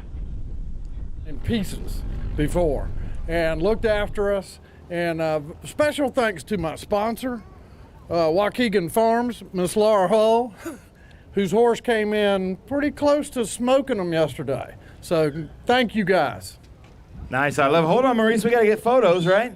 Got to hold that thing up. Maurice Hall, ladies and gentlemen, first in Masters at Road Atlanta. Silver Hair Racing, Waukegan Farms. It's been a good weekend for you guys. Let's hear it one more time. Maurice Hall, ladies and gentlemen, Masters at Road Atlanta. Thanks, Maurice. Yeah, you got it. That's yours. All right, now I need you guys to get a lot louder than this. This is Atlanta, by the way. In third place, in the number 26, let's hear it for Thomas Merrill. In second place, the youngest driver in the field, give it up for Brent Cruz. And at number 70, Nitro Motorsports. Brent Cruz has some fans. And then coming back, always really good here with Three Dimensional Services Group, the number 89, Mike Skeen, ladies and gentlemen, a TA2 champion. Now, Thomas Merrill, I'm going to come talk to you. That was a great race. You kind of started more back than I'm used to for Thomas Merrill. Are you feeling pretty good about a third?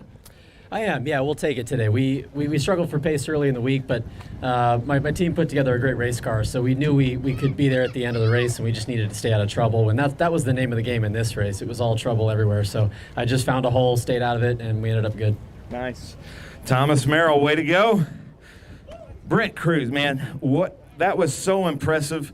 I was listening to the commentators, and they were saying the same thing I was thinking. We're going to be seeing this guy racing on Sunday here pretty soon. Brent, how's it feel? It feels really good for this team. We had some unfortunate luck these past two races, and we've had amazing speed, and I'm just glad to bring it in a piece and on the podium, and I just want to thank everyone a part of this crew for everything they've done. They just worked so hard. Now, I came by late last night. They were all under the car doing some welding. What was that all about? Well, I went my fast lap, and they told me over the radio P5, and I was like half a tenth off of Rafa, and I just wanted to get a little bit more pace in it, and we hit a curb and did some damage. But we obviously fixed it, and we had a really fast race car. All glory to God, and I just wanted to say thank you to everyone on the race car. Nice. Brent Cruz, let's hear it for him. And then Skeen, man, I think in our commentators meeting yesterday, they were like, who are we watching out for? And I gave a good list of everybody. I was like, I'm really watching out for Skeen. You seem to just have this track dialed in. Yeah, it's been a great track to me over the years. Lots of great runs, and just love hustling one of these TA2 cars around here, sliding it all around. It's a lot of high commitment, with the elevation, the fast corners, but it's a great time. Peterson gave me an awesome car with three-dimensional services this week, and just happy to bring it home for those guys on the podium today. Nice. Mike Skeen. All right, get loud and proud. Thomas Merrill, Brent Cruz, Mike Skeen. That's quite a podium right here. As Eric comes up, gives the hats. Atlanta, did you guys like that race? You guys saw quite a TA2 race. Unbelievable. I think we're going to be talking about this for years to come. Hold them up, gentlemen. Thomas Merrill, Brent Cruz, Mike Skeen. That was a lot of fun to watch. You guys got to get louder than that. Come on now. There we go. That dude right there, that guy can get loud. That's awesome. Oh, they're coming up for champagne. I don't know what we need to do here, John Claggett, about Mr. Cruz here. You can spray it. You can look at it, he says. You might be able to smell it, but you can't drink it. Come on, get loud, ladies and gentlemen. Oh, there's some hazing and some initiation happening right there. Wow, Mr. Cruz, welcome to TA2. And the podium. Oh, and he gives one out for the homies right there. I don't even think he's old enough to know what that means.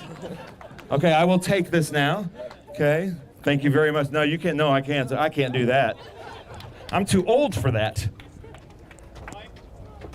Hey, Brent, throw this out to your fans out there. There we go. Ooh, oh, look at that. He caught it. That's a good arm, too. I've got to introduce this next person because this is absolutely amazing. I've been hearing a little bit about him from Scott Lagasse. He was texting me about him a few weeks ago. But Sammy Smith, this was his first road race ever. That's unbelievable. Where did he finish? We believe right now this is not this is provisional, but we feel like he finished 5th or 6th place. But our chill out move of the race, let's hear it. Sammy Smith, first road race ever to finish well in the top 10. Unbelievable. Sammy, come up here. Wow, he finished in front of the mayhem, is what John says. Sammy, how's it feel? And welcome to road racing. Yeah, you know, it feels good. I felt like we had a really good car today. Just made a mistake there with a couple laps ago. Ran myself off track, and felt like that cost us some time. But overall, a good day. Learned a lot, and hopefully to come back at Road America better. Nice. I love it. Road Atlanta. Yeah, it was good. Yeah. Nice. All right, hold that up. Sammy Smith, ladies and gentlemen, Team SLR, out there holding that Happy Gilmore check, $250. Get yourself a cool suit. You might not need it today, but you're going to need it further on in the season. Sammy, it's great to meet you. Welcome to the series. We hope to see you back many, many times.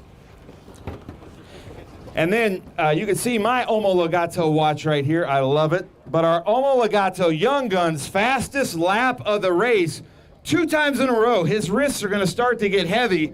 Silver Hair Racing, let's hear it. Connor Zilich.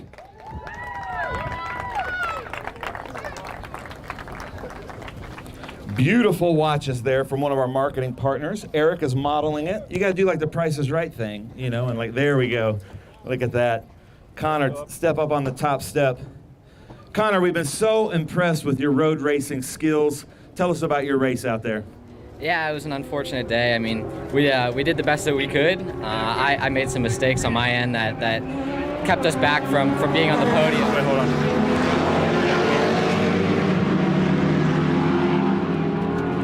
Pause for some beautiful music. I made some mistakes that kept us off the podium, but I know we have the speed. I mean, this is our second one in a row, so we just got to keep putting our heads down, and eventually a good result will come, and I just need to stop making as many mistakes. Nice. Well, Connor, hold that watch up. Let's hear Connor Zilich.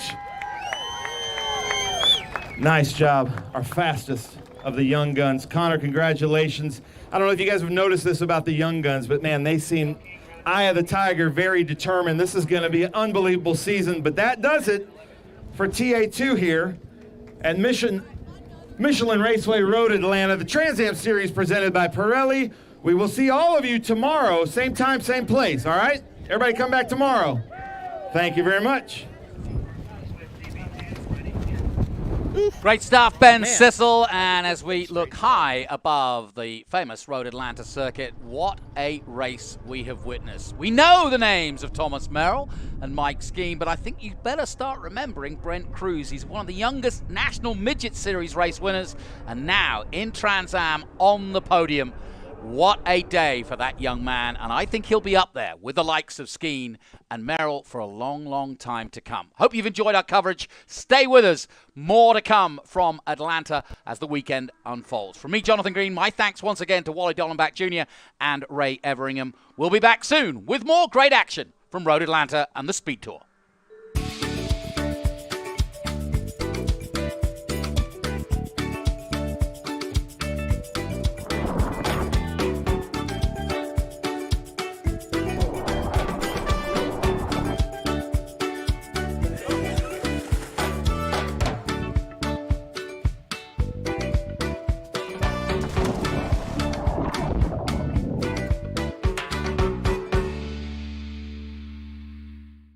Lightweighting means reducing mass and consolidating parts. No one tackles these design and tooling challenges better than 3-Dimensional Services. We'll provide flexible tooling solutions, including integrating parts, reducing design complexity, or even design changes. We're the go-to source for rapid manufacturing and low-volume production. Trust 3-Dimensional Services to develop the most efficient approach to meet your lightweighting challenges today. 3-Dimensional Services. Prototype, production, proven.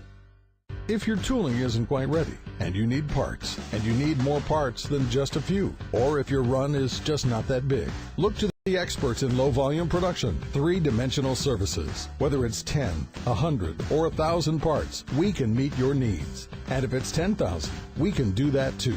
3-dimensional services delivers high-quality parts for short runs, 70% faster than industry standards. 3-dimensional services. Prototype, production, proven. Menards is the Midwest's ultimate home improvement store. Family owned since 1958, Menards is the one-stop shop where you always save big money. Get the Midwest's best selection nationwide when you shop online at menards.com. We make it easy to complete your projects around the house, big or small. From hardware to plumbing or paint to appliances, we carry it all. Visit menards.com today to save big money at Menards.